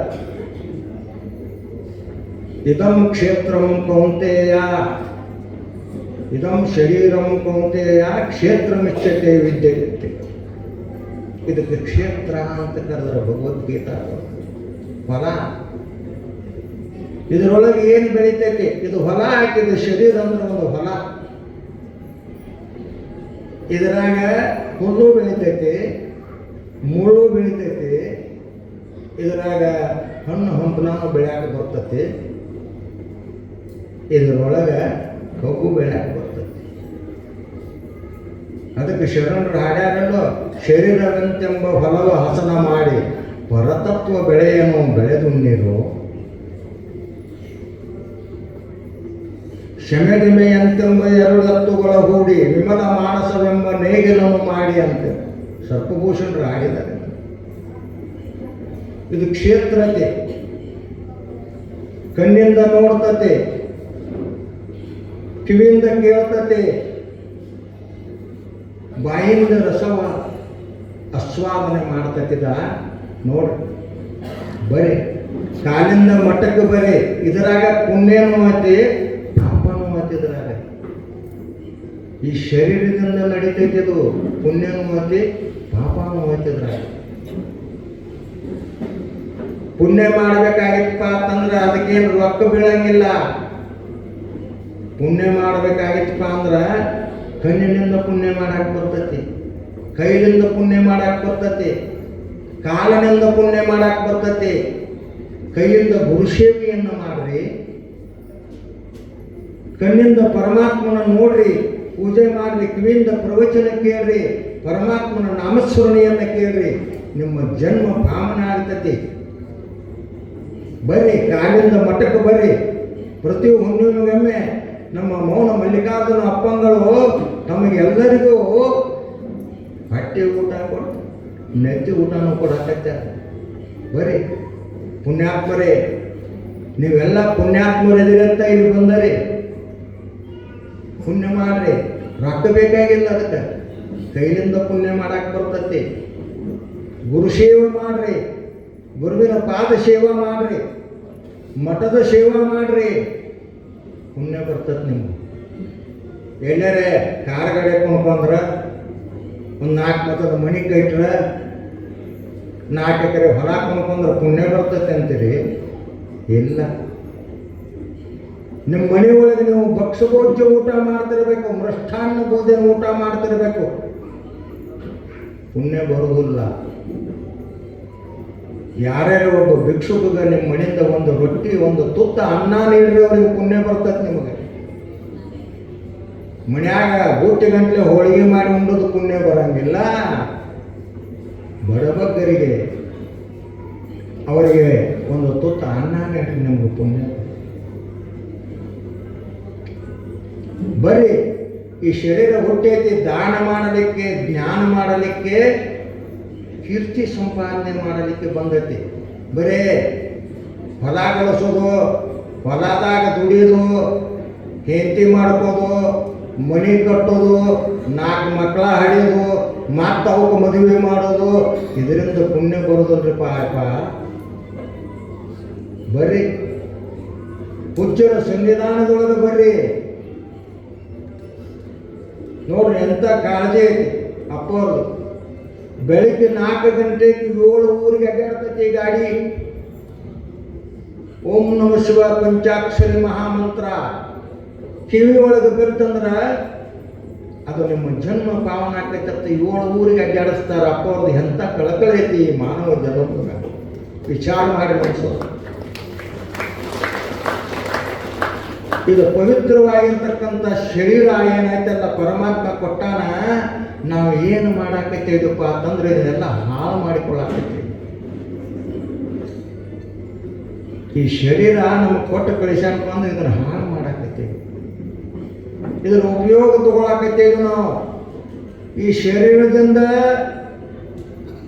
ಹೊಲ ಗಳಿಸೋದು, ಶರೀರದಿಂದ ಮನೆ ಕಟ್ಟೋದು, ಹೆಂಡತಿ ಆಗೋದು, ಮಕ್ಕಳು ಹಡ್ದದು, ಇದು ಉಪಯೋಗ ಐತಿ.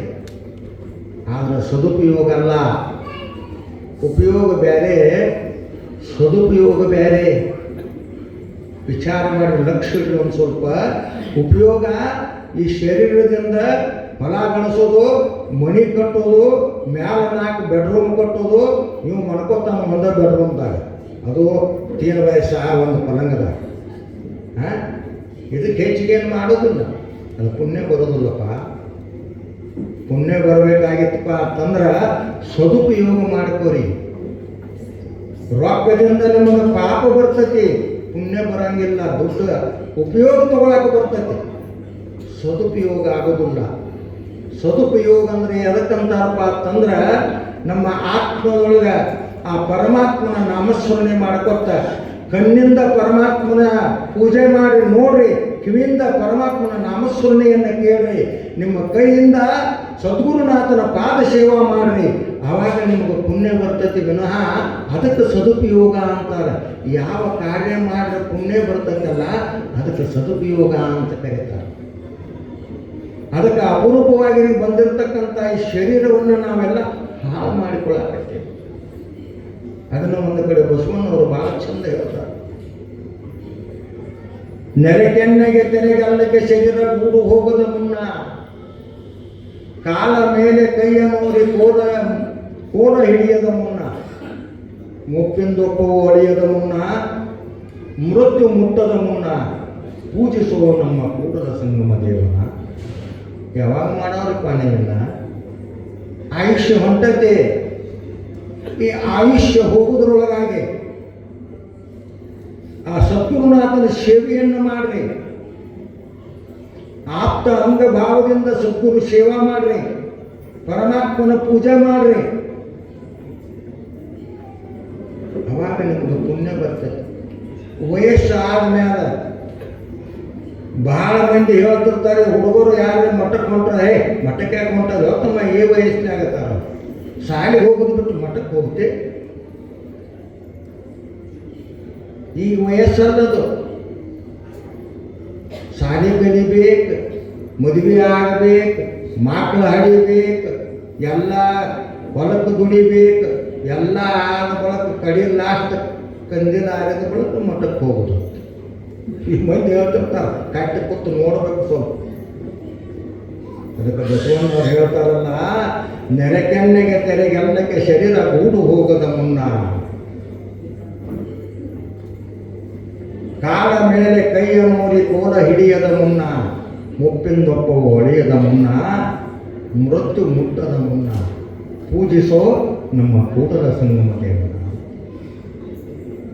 ಅದಕ್ಕೆ ಅಪರೂಪವಾಗಿರ್ತಕ್ಕಂಥ ಈ ಮಾನವ ಜನ್ಮವನ್ನು ಪರಮಾತ್ಮ ನಮಗೆ ಕೊಟ್ಟನಲ್ಲಪ್ಪ ಅಂತಂದ್ರೆ, ಇದು ನಾವೇನು ಮಾಡಾಕತ್ತಿದ್ವಿ ಅಂದ್ರೆ ಇದರ ಉಪಯೋಗ ತೊಗೊಂಡೋದು, ಆದ್ರೆ ಸದುಪಯೋಗ ಯಾರೂ ಮಾಡಿಲ್ಲ. ಸುಮ್ಮನೆ ಇಷ್ಟೆಲ್ಲ ಮಂದಿ ಬಂದರೆ ಅಂದರೆ ಈ ಶರೀರದ ಸದುಪಯೋಗ ಮಾಡ್ಕೊಂಡ್ರೆ ಬಂದರೆ ನೀವು ಇದು ಪಂಚಭೂತಾತ್ಮಕವಾದ ಶರೀರವನ್ನು ನೀವೆಲ್ಲರೂ ಸದುಪಯೋಗ ಮಾಡಿಕೊಂಡ್ರಿ.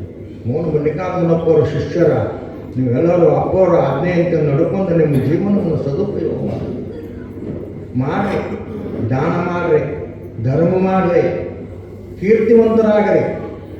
ಆದರೆ ಹೊಲ ಮನೆ ಗಳಿಸಿಕೆಸಿಂದ ಮಕ್ಕಳಾಡಿದ್ರೆ ಅದಕ್ಕೆ ಮುಕ್ತಾತ್ಮ ಆಗೋದಿಲ್ಲ, ನೀವು ಸದುಪಯೋಗ ಆಗೋದಿಲ್ಲ. ಅದು ಉಪಯೋಗ ಮಾತ್ರ ಆಗುತ್ತೆ.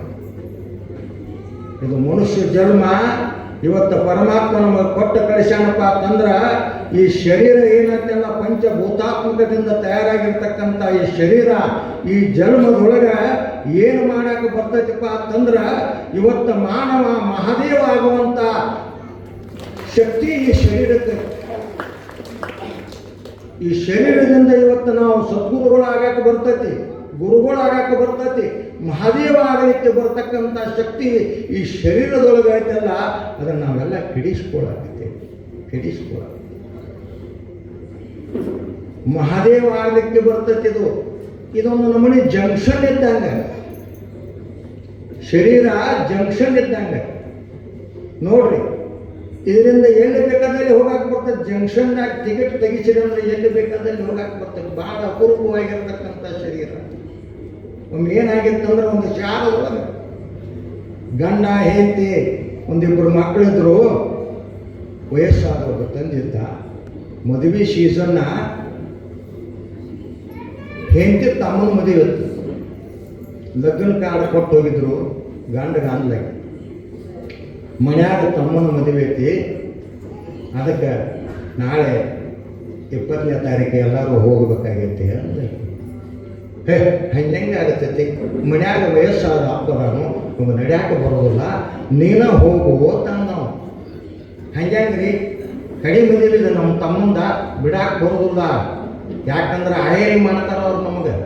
ನನಗೆ ಗೊತ್ತೈತಿ ಆಯರಿ ಮಾಡ್ರಿ, ನೀವು ಆದ್ರೆ ಏನು ನಿಮ್ಮ ತೊಡಿ ಮೇಲೆ ಇಡ್ತಾರೆ ನನ್ನ ಆಯರಿ, ನಾವಾದ್ರೆ ನನ್ನ ತೊಡಿ ಮೇಲೆ ನಿನ್ನ ಆಯರಿ ಇಡ್ತಾರೋ.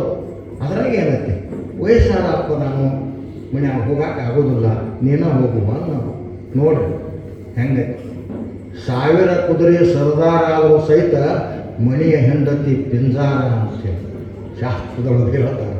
ಹಂಗೆ ಇದು ಅವ್ರ ತಮ್ಮನ ಮದುವೆ ನೀವು ಬರಾಕಬೇಕಂದ್ರೆ ಆರ್ಡರ್ ಹಾಕ್ಬಿಡ್ತೀನಿ. ಯಾರಿಗೇನು ಹೇಳೋದು, ಆರ್ಡರ್ ಆಯ್ತು, ರೈಲ್ವೆ ಬುಕ್ಕಿಂಗ್ ಮಾಡ್ರು, ಎಲ್ಲರೂ ಹೊಂಟು ನಿಂತರು ಮದುವೆಗೆ. ಬಡ ಬಡ ಬಡ ಬಡ 2 ಮಕ್ಕಳ ಹತ್ತಿಸಿದ ಮುಂದೆ ಹೆಂಡತಿನೂ ಹತ್ತಿಸಿ ಕಿಶನ್ ಅವನು ಹಟ್ಟಿದ. ಒಳಗೆ ಹೋಗಿ ನೋಡ್ತಾನೋ ಪಿಂಟ್ಯಾ ಅಂದವ. ಯಾಕೆಪ್ಪ ಅಂದವ, ಮಕ್ಕಳು 2 ಇದ್ದು ಒಳಗೆ ಅದಾವ ಅಂದವ. ಅನ್ನೋ ಇಲ್ಲೇ ಅದೀನ್ರಿ ನಾನು ಕೂತಾನೆ ಅಂದಕ್ಕೆ. ಅಪ್ಪ ಅನ್ನೋ ನೋಡ್ತಾನ, ಅಪ್ಪನ ಇಲ್ಲ. ಇಲ್ಲ ಅಪ್ಪಂದಾಗ ಹೊಡೆದದ್ದು ಅವ್ರ ಅಪ್ಪ. ತಂದೆ ಮೇಲೆ ಭಾಳ ಪ್ರೀತಿ ಇದ್ದ ಮನುಷ್ಯ ಅಳ್ಳಾಕತ್ತರಿ. ರೈಲ್ವೆ ಬಿಟ್ಟಿತ್ತು ಅಟೋತಿಗೆ ಸೀಟಿ ಹೊಡೆದತ್ತು ಹೋಗಿತ್ತು, ಅಳ್ಳಾಕತ್ತ. ಮಗನಿಗಿದ್ದವ್ರು ಕೇಳ್ರಿ ಯಾಕೆ ತಮ್ಮ ಯಾಕೆ ಅಳ್ಳಾಗ್ತಿದ್ದೆ, ಏನು ಮಾಡೋದ್ರಿ, ಹಿಂಗೆ ಮದುವೆಗೆ ಹೊಂಟಿದ್ದು ನಮ್ಮ ಅಪ್ಪ ಅಲ್ಲೇ ಪ್ಲ್ಯಾಟ್ಫಾರ್ಮ್ದಾಗ ಹೋದ. ನಾವು ಅದು ಯಾಕೆ ಅಳ್ತೀರಿ, ಜಗ್ ಅದನ್ನು ಚೈನ್ ಅಂದವು. ರೈಲ್ವೆದಾಗ ಹೆದ್ದಿರಲು ನೀವು ಯಾರೇ ಒಂದು ಕೆಂಪು ಚೈನ್ ಇರ್ತತೆ ಅಲ್ಲಿ, ಅದನ್ನ ಜಗಿದ್ರೆ ನಿಂದಿರ್ತೈತಿ ರೈಲ್ವೆ. ಆದರೆ ಅದರ ಬೆಟ್ಟಾಗಿ ಬರೆದಿರ್ತಾರೆ 500 ರೂಪಾಯಿಗಿಂತ ಹೆಚ್ಚಿನ ಸಾಮಾನು ಬಿದ್ದರೆ ಈ ಚೈನ ಜಗ್ಗಬೇಕು. ಅವ ಅಂದ ಜಗ್ಗಿದ.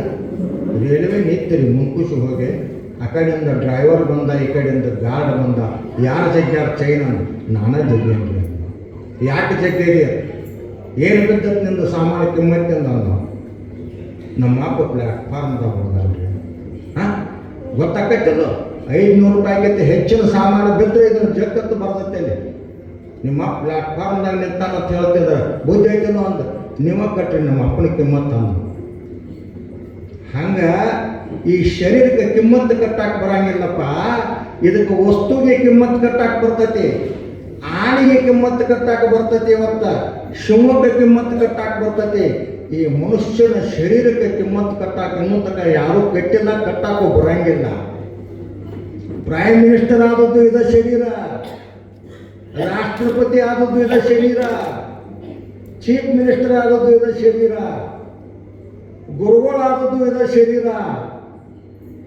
ಹಂಗ ಮನುಷ್ಯರಾಗಿರ್ತಕ್ಕಂಥವ ಮಾನವ ಇವತ್ತು ಮಹಾದೇವನ ಆಗಬೇಕಾಗಿತ್ತಪ್ಪ ಅಂತಂದ್ರೆ ಇದ ಶರೀರದಿಂದನ ಆಗಾಕ ಬರ್ತೈತಿವನ, ಮತ್ತೊಂದರಿಂದ ಆಗಾಕ ಬರಂಗಿಲ್ಲ.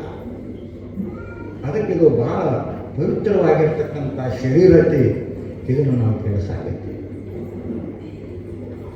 ಇದನ್ನ ಜಂಕ್ಷನ್ದೊಳಗೆ ಎಲ್ಲಿ ಬೇಕಾದಲ್ಲಿ ಹೋಗಾಕ ಟಿಕೆಟ್ ಕೊಡ್ತಾರೆ ನಿಮಗೆ. ಭಾಳ ದೊಡ್ಡ ಬಸ್ ಸ್ಟ್ಯಾಂಡ್ ಐತಿ ಅದೊಂದು. ಈ ಶರೀರ ಅಂದ್ರೆ ಏನು, ಪುಣ್ಯ ಮಾಡಿ ಸ್ವರ್ಗಕ್ಕೆ ಹೋಗಾಕ ಬರ್ತೈತಿ, ಪಾಪ ಮಾಡಿ ನರಕಕ್ಕೆ ಹೋಗಾಕ ಬರ್ತೈತಿ.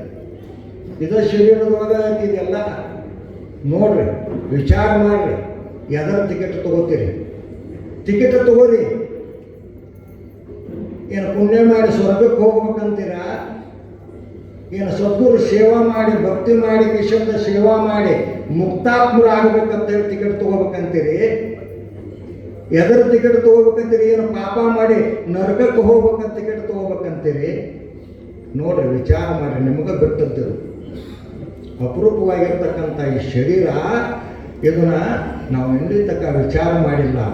ಇದು ಪರಮಾತ್ಮ ಕೊಟ್ಟಿರ್ತಕ್ಕಂಥ ಈ ಮಾನವ ದೇಹ ಏನೈತಲ್ಲ, ಪಂಚಾತ್ಮಕಂ ಪಂಚಸು ವರ್ತಮಾನಂ ಷಡಾಶ್ರಯಂ ಸದ್ಗುಣ ಯೋಗಯುಕ್ತಂ ತಂ ಸಪ್ತಧಾತುಂ ತ್ರಿಮಲಂ ಚತುರ್ವಿಧ ಆಹಾರಮಯಂ ಶರೀರ ಅಂತೇನೆ ಅದನ್ನು ಹೇಳ್ಕೊಂಡ್ಬಂದಾರಲ್ಲ. ಈ ಶರೀರವನ್ನು ಸಾರ್ಥಕ ಮಾಡ್ಕೋಬೇಕಾಗಿತ್ತಪ್ಪ ಅಂತಂದ್ರೆ ಬರೀ ಇಂಥದ್ದು ಮಂಗಳಾಪುರಕ್ಕೆ ಬರ್ರಿ, ಇಲ್ಲಿ ಮಠಕ್ಕೆ ಪಾದದಿಂದ ಮಠದ ತಕ್ಕ ಬರ್ರಿ, ನಡ್ಕೋತದು ಕಾಲಿನ ಸೇವಾ ಆಗ್ತೈತೆ ನಿಮ್ಗೆ. ಬಂದ ಅಪ್ಪವರು ಸೇವಾ ಮಾಡ್ರಿ, ನಿಮ್ಮ ಮಠದೊಳಗೆ ಸೇವಾ ಮಾಡ್ರಿ. ಸೇವಾ ಮಾಡ್ರಿ ಅಂದ್ರೆ ನಿಮ್ಗೆ ಅನಂತ ಪುಣ್ಯ ಬರ್ತೈತಿ. ಅದಕ್ಕೆ ಈ ಸೇವಾ ಮಾಡಿ ಕಿಶಿಂದ ಈ ಮಾನವ ಜನ್ಮವನ್ನು ನೀವೆಲ್ಲರೂ ಸಾರ್ಥಕ ಮಾಡಿಕೊಳ್ತೀರಿ ಅಂತ ಸದ್ಬುದ್ಧಿಯನ್ನು ಆ ಸದ್ಗುರು ಸಿದ್ಧಾರೂಢರು, ಮೌನವಾಗಿ ಗುರುನಾಥಾರೂಢರು, ಬಸವಾದಿ ಪ್ರಮುಖರು, ಮೌನ ಮಲ್ಲಿಕಾರ್ಜುನ ಅಪ್ಪಂಗಳವರು, ಗೌರಿಶಂಕರ ಶಿವಾಚಾರ್ಯ ಮಹಾಸನ್ನಿಧಿಯವರು ನಿಮ್ಮೆಲ್ಲರಿಗೆ ಅಂತ ಸದ್ಬುದ್ಧಿಯನ್ನು ದಯಪಾಲಿಸಲಿ ಅಂತ ತಿಳಿಯಪಡಿಸುತ್ತಾ ನನ್ನ ಎರಡು ವಾಗ್ರೂಪಾದ ಸೇವಾ ಕುಟುಂಬಗಳನ್ನು ಶ್ರೀ ಗುರುಗಳನ್ನು ಕರ್ಪಿಸಿ ಮಂಗಲ ಮಾಡ್ತಾ ಇದ್ದೇನೆ. ಓಂ ದೇವರಿಗೆ ನಿಮ್ಮೆಲ್ಲರಿಗೆ ತಮ್ಮ ಅನುಭವ ಸುಧೆಯನ್ನು ನೀಡತಕ್ಕಂತಹ ಶರಣರಾದ ಸದಾಶಿವ ತಲ್ಬಟ್ಟಿಯವರಲ್ಲಿ ಅನಂತ ಕೃತಜ್ಞತಾಪೂರ್ವಕ ಶರಣಾರ್ಥಿಗಳನ್ನು ಸಲ್ಲಿಸುತ್ತಾ ಇನ್ನು ಮುಂದೆ ಅಮನಿಗಡದಿಂದ ಆಗಮಿಸಿರ್ತಕ್ಕಂತಹ ಶರಣೆ ಪಾರ್ವತದೇವಿಯವರು ನಮ್ಮೆಲ್ಲರಿಗೆ ತಮ್ಮ ಅನುಭವದ ಸುದ್ದಿಯನ್ನು ದಯಪಾಲಿಸಬೇಕು ಅಂತೇಳಿ ಅವರಲ್ಲಿ ವಿನಂತಿಸಿಕೊಳ್ತಾ ಇದ್ದೇವೆ.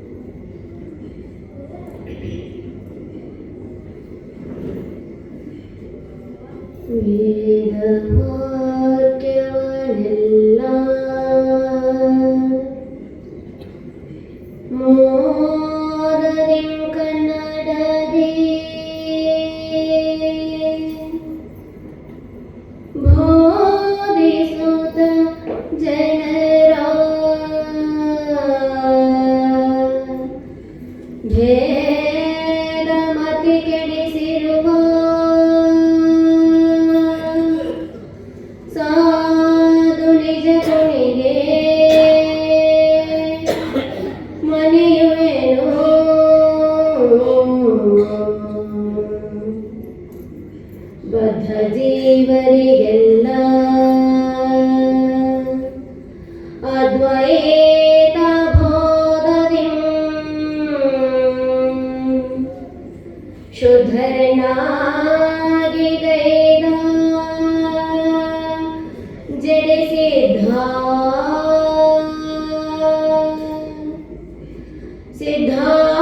ಸಿದ್ಧಾರೂಢರಿಗೆ ನತನಪೇ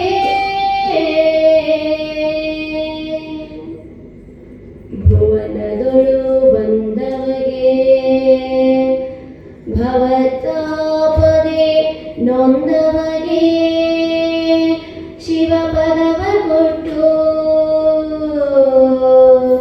ಭವತಾಪವ ಕಳೆವಂತ ಶ್ರೀ ಸಿದ್ದೇಶ್ವರ ಗುರುವರಗೆ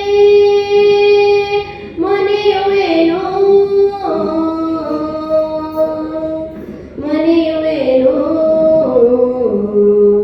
ಮನೆಯುವೇನೋ.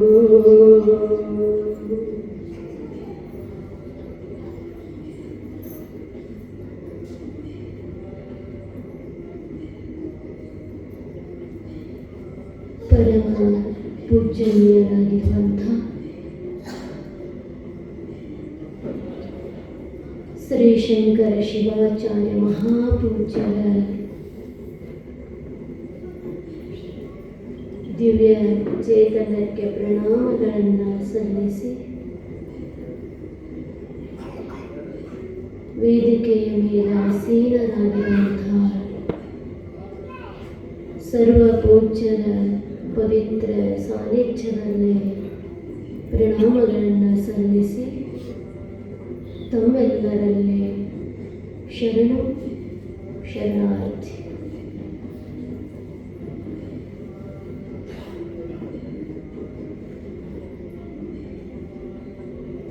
ಶಿವಾನುಭವ ಗೋಷ್ಠಿ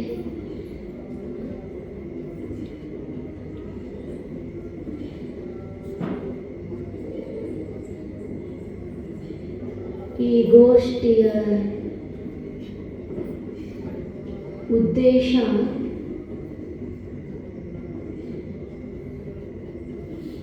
ಪ್ರತಿಯೊಬ್ಬ ಮನುಷ್ಯ ತನ್ನನ್ನು ತಾನು ಅರಿತುಕೋಬೇಕು.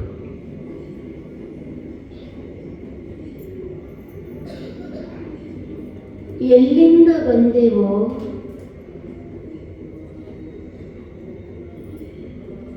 ಪುನಃ ಎಲ್ಲಿಗೆ ಹೋಗಬೇಕು? ಮನುಜ ಜನನದ ಲಾಭ ಯಾವುದು? ನಾನು ಯಾರು ಎಂದು ಅರಿಯುವುದು.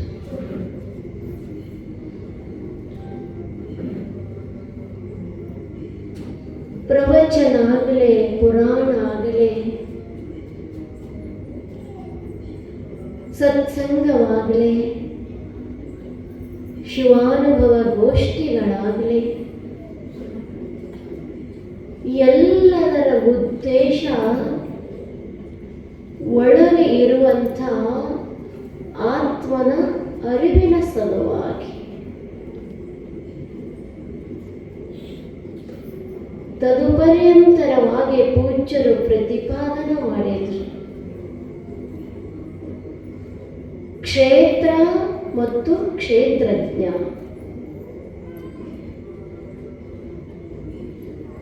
ಕ್ಷೇತ್ರ ಪ್ರತಿ ಕ್ಷಣಕ್ಕೆ ಕ್ಷಣ ಬದಲಾಗ್ತದೆ. ಒಳಗ ಕ್ಷೇತ್ರಜ್ಞ ಅಂತ ಏನದಾನ ಆತ ಬದಲಾಗುವುದಿಲ್ಲ.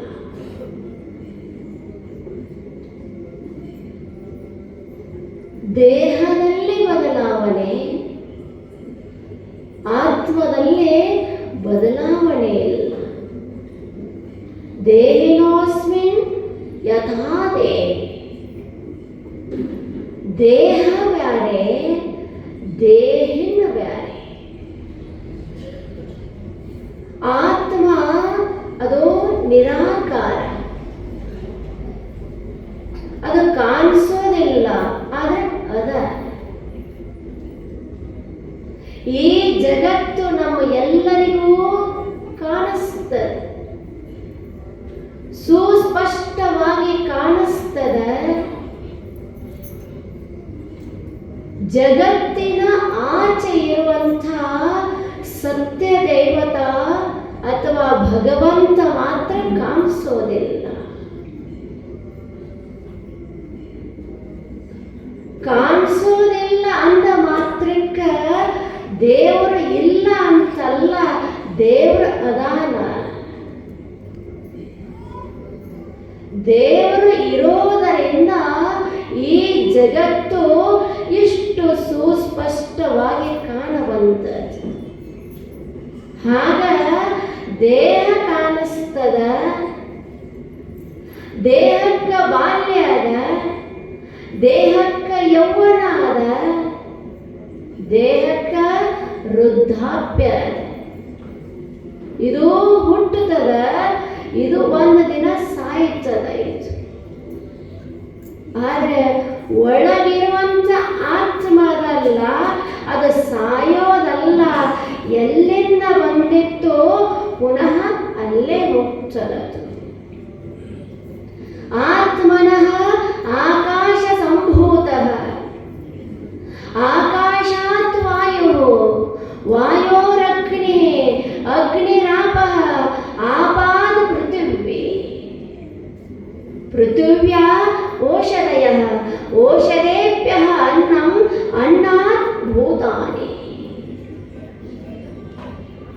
ಕಾಣದೆ ಇರುವಂಥ ಆ ಆತ್ಮ ಸತ್ಯದಿಂದ ಆಕಾಶ ಹೊರಬಿತ್ತು. ಆಕಾಶದಿಂದ ಗಾಳಿ, ಬೆಳಕ, ಹಾಗ ನೀರ, ಭೂಮಿ, ಭೂಮಿಯಿಂದ ಅನ್ನ, ಅನ್ನದಿಂದ ನಾವು. ಅನ್ನಾತ್ ಭೂತಾನಿ. ಮಮ ಏವ ಅಂಶಃ ಜೀವಲೋಕೆ ಜೀವಭೂತ ಸನಾತನಃ. ಪರಮಾತ್ಮನ ಒಂದೊಂದು ಅಂಶ ಅಲ್ಲೇನು ನಾವು. ರೂಪದ ಕಡೆ ಲಕ್ಷ್ಯ ಕೊಟ್ಟ ಈ ಕಡೆ ಪುರುಷರು, ಈ ಕಡೆ ಸ್ತ್ರೀಯರು. ದೇಹಕ್ಕ ಸ್ತ್ರೀ ರೂಪ ಅದ, ದೇಹಕ್ಕ ಪುರುಷ ರೂಪ ಅದ. ಆದ್ರೆ ಆತ್ಮಕ್ಕ ಯಾವ ರೂಪ ಇಲ್ಲ. ಯಾಕೆ? ನಿರಾಕಾರ ಸತ್ಯ.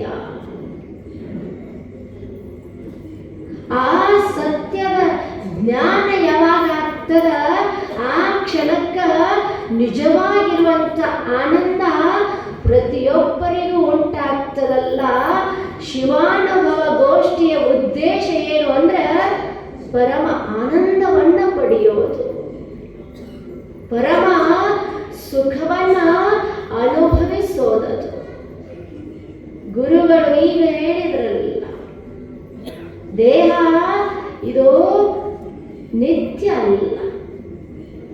ಒಬ್ಬ ಅನುಭಾವಿ ಒಂದು ಮಾತು ಹೇಳ್ತಾನೆ, ಅನಿತ್ಯಾನಿ ಶರೀರಾಣಿ ವಿಭವೋ ನೈವ ಶಾಶ್ವತ ನಿತ್ಯ ಸನ್ನಿಹಿತೋ ಮೃತ್ಯು ಕರ್ತವ್ಯೋ ಧರ್ಮ ಸಂಗ್ರಹ. ಎಷ್ಟು ಚಲೋ ಮಾತು. ಈ ದೇಹ ನಿತ್ಯ ಅಲ್ಲ. ಅನಿತ್ಯಾನಿ ಶರೀರಾಣಿ ವಿಭವೋ ನೈವ ಶಾಶ್ವತ. ಹಗಲ ರಾತ್ರಿ ದುಡಿದು ಸಂಪತ್ತನ್ನ ಸಂಗ್ರಹಿಸಿ ಇಡುತ್ತೇವಲ್ಲ, ಆ ಸಂಪತ್ತು ಶಾಶ್ವತ ಅಲ್ಲ. ನಿತ್ಯ ಸನ್ನಿಹಿತೋ ಮೃತ್ಯು. ಇಷ್ಟೆಲ್ಲ ಜನ ನಾವು ಕೂತೇವಲ್ಲ, ನಾವು ಯಾವಾಗ ಸಾಯ್ತೇವಂತ ಯಾರಿಗೂ ಗೊತ್ತಿಲ್ಲ. ಕೇಳೋರಿಗೂ ಗೊತ್ತಿಲ್ಲ, ಹೇಳೋರಿಗೂ ಗೊತ್ತಿಲ್ಲ. ಆದ್ರೆ ಹೋಗ್ತೇವೆ ಒಂದು ದಿನ. ಮೃತ್ಯುಗ್ರಸ್ತ ಸಂಸಾರ. ಪ್ರತಿಯೊಬ್ಬರ ಬೆನ್ನಿನ ಹಿಂದ ಮೃತ್ಯು ಅದ, ಆದ್ರೆ ಗೊತ್ತಿಲ್ಲ ನಮಗೆ. ದೇಹ ನಿತ್ಯ ಅಲ್ಲ, ಸಂಪತ್ತು ಶಾಶ್ವತ ಅಲ್ಲ.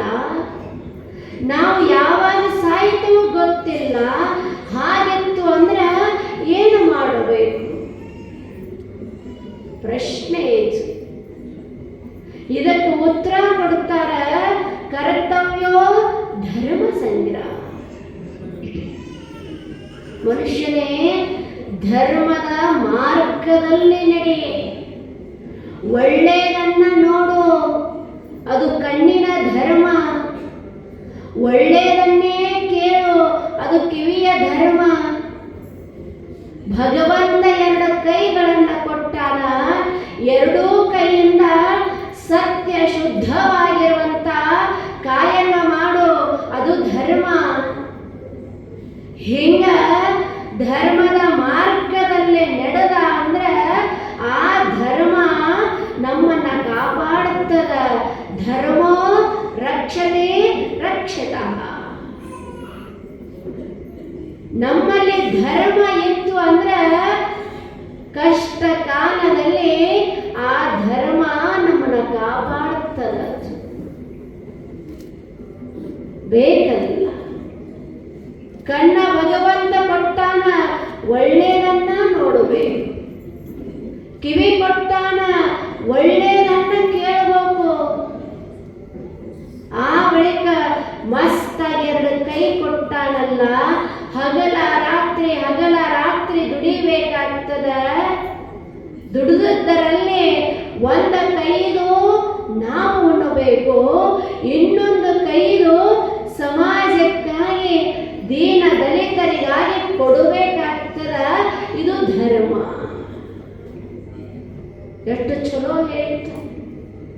ಮನುಷ್ಯನೇ ಒಳಗ, ಈ ಶರೀರದಲ್ಲ, ಶರೀರದ ಒಳಗ ಒಂದು ಸತ್ಯ ಅದ. ಇದನ್ನ ತಿಳ್ಕೋ. ಇದು ಜ್ಞಾನ. ಇದು ಬಹಳ ಮುಖ್ಯ.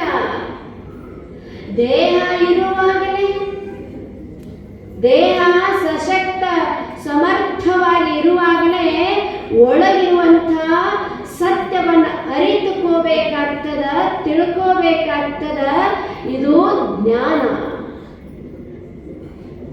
ಆ ಬಳಿಕ ಯಾವ ವಸ್ತುವನ್ನ ತಿಳ್ಕೊಂಡೇವಲ್ಲ, ಅದೇ ವಸ್ತುವಿನಲ್ಲೇ ಮನಸ್ಸ ನಿಂತು ಅಂದ್ರೆ ಅದು ಧ್ಯಾನ ಆಗ್ತದ. ಅದು ಧ್ಯಾನ ಯೋಗವಾಗ್ತದ. ತಿಳ್ಕೊಳ್ಳೋದು ಜ್ಞಾನ ಯೋಗ.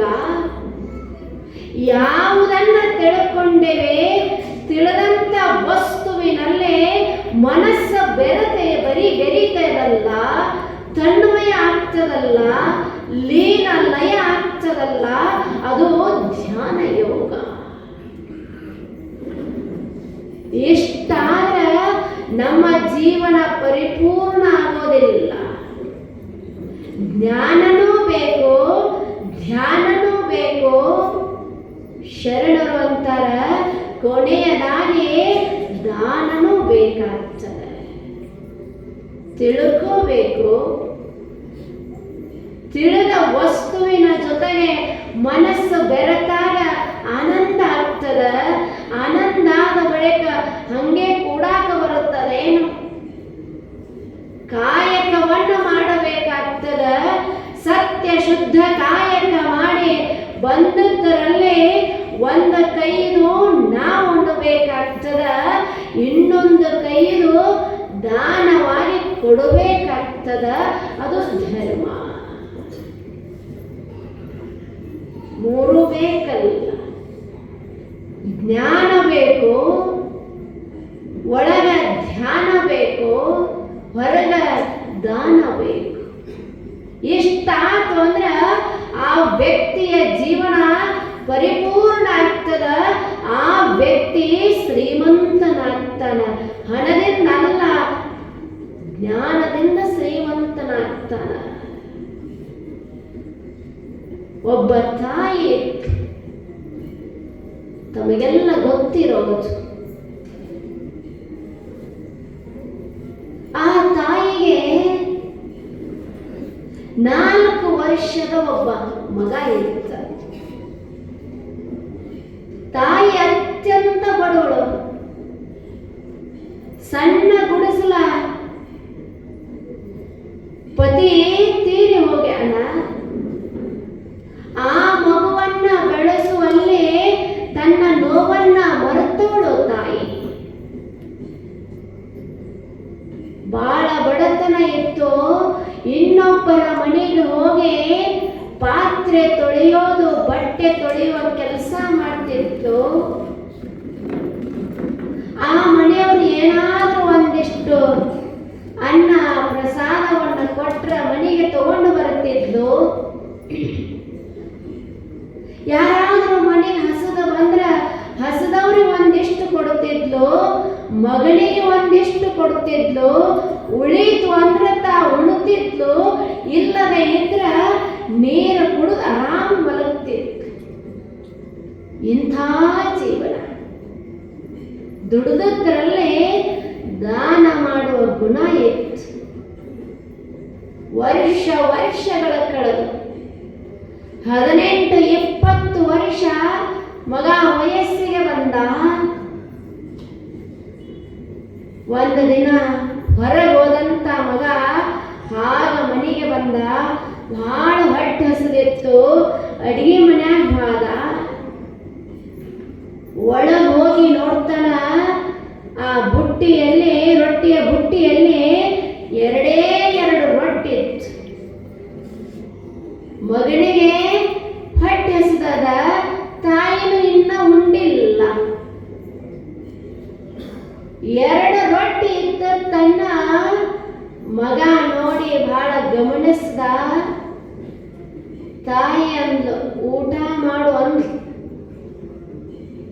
ಮಗ ಅಂದ, ನನ್ನ ಹೊಟ್ಟೆ ಹಸಿವಾಗಿಲ್ಲ ಅಂದ. ಹಸುದಿಲ್ಲೇನು? ಹೊಟ್ಟೆ ಹಸದಾಗ, ಆದ್ರೂ ಹಸುದಿಲ್ಲ ಅಂತ ಸುಳ್ಳು ಹೇಳ್ದ. ತಾಯಿ ಅಂತಾಳ, ಎಷ್ಟು ಹಸದಾಗ ಅಷ್ಟನ್ನೇ ಊಟ ಮಾಡು ಅಂತ. ಮಗ ಒಂದೇ ಒಂದು ರೊಟ್ಟಿ ಉಂಡ, ಇನ್ನು ಒಂದು ರೊಟ್ಟಿ ನನ್ನ ತಾಯಿ ಉಣ್ಲಿ ಅಂತ ಬಿಟ್ಟ.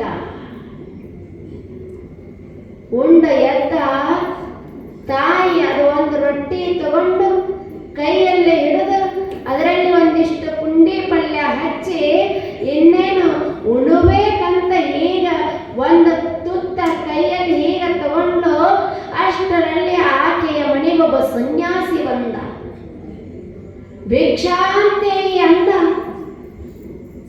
ಉಂತಾಳೆ.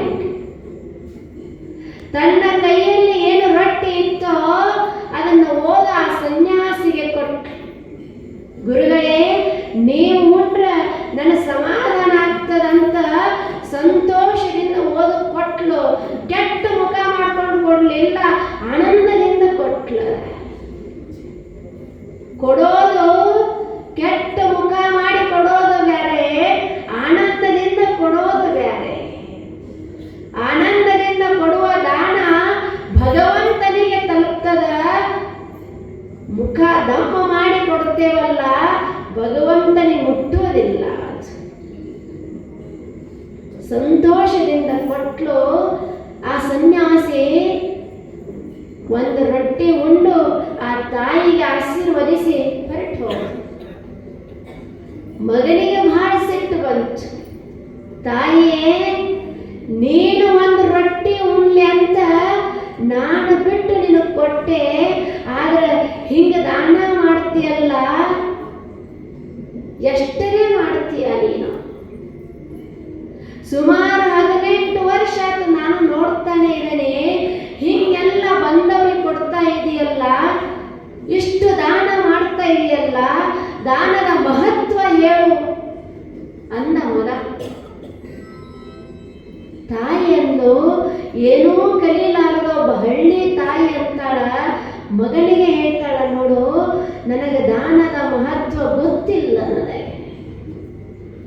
ದಾನದ ಮಹತ್ವವನ್ನ ನಿನಗೆ ತಿಳ್ಕೋಬೇಕಂತ ಇಚ್ಛೆ ಇದ್ರ ಪರಮಾತ್ಮನ ಹತ್ರ ಹೋಗು, ಶಿವನ ಹತ್ರ ಹೋಗಿ ಕೇಳು, ಆತ ನಿನಗೆ ಹೇಳಬಲ್ಲ, ಶಿವ ಹೇಳಬಲ್ಲ. ತಾಯಿಯ ಮಾತೆ ವೇದ ವಾಕ್ಯ ಸತ್ಯ ಅಂತ ತಿಳ್ಕೊಂಡಿರುವಂತ ಮಗ ಮನೆಯನ್ನ ಬಿಟ್ಟು ಹೊರಟ. ಶಿವನನ್ನ ಅರಿಸಿ ಹೊರಟ. ನಡೆದು ಹೋಗ್ತಾ ಇದ್ದ. ಸಾಯಂಕಾಲದ ಸಮಯ ಅರಣ್ಯವನ್ನು ಪ್ರವೇಶ ಮಾಡಿದ.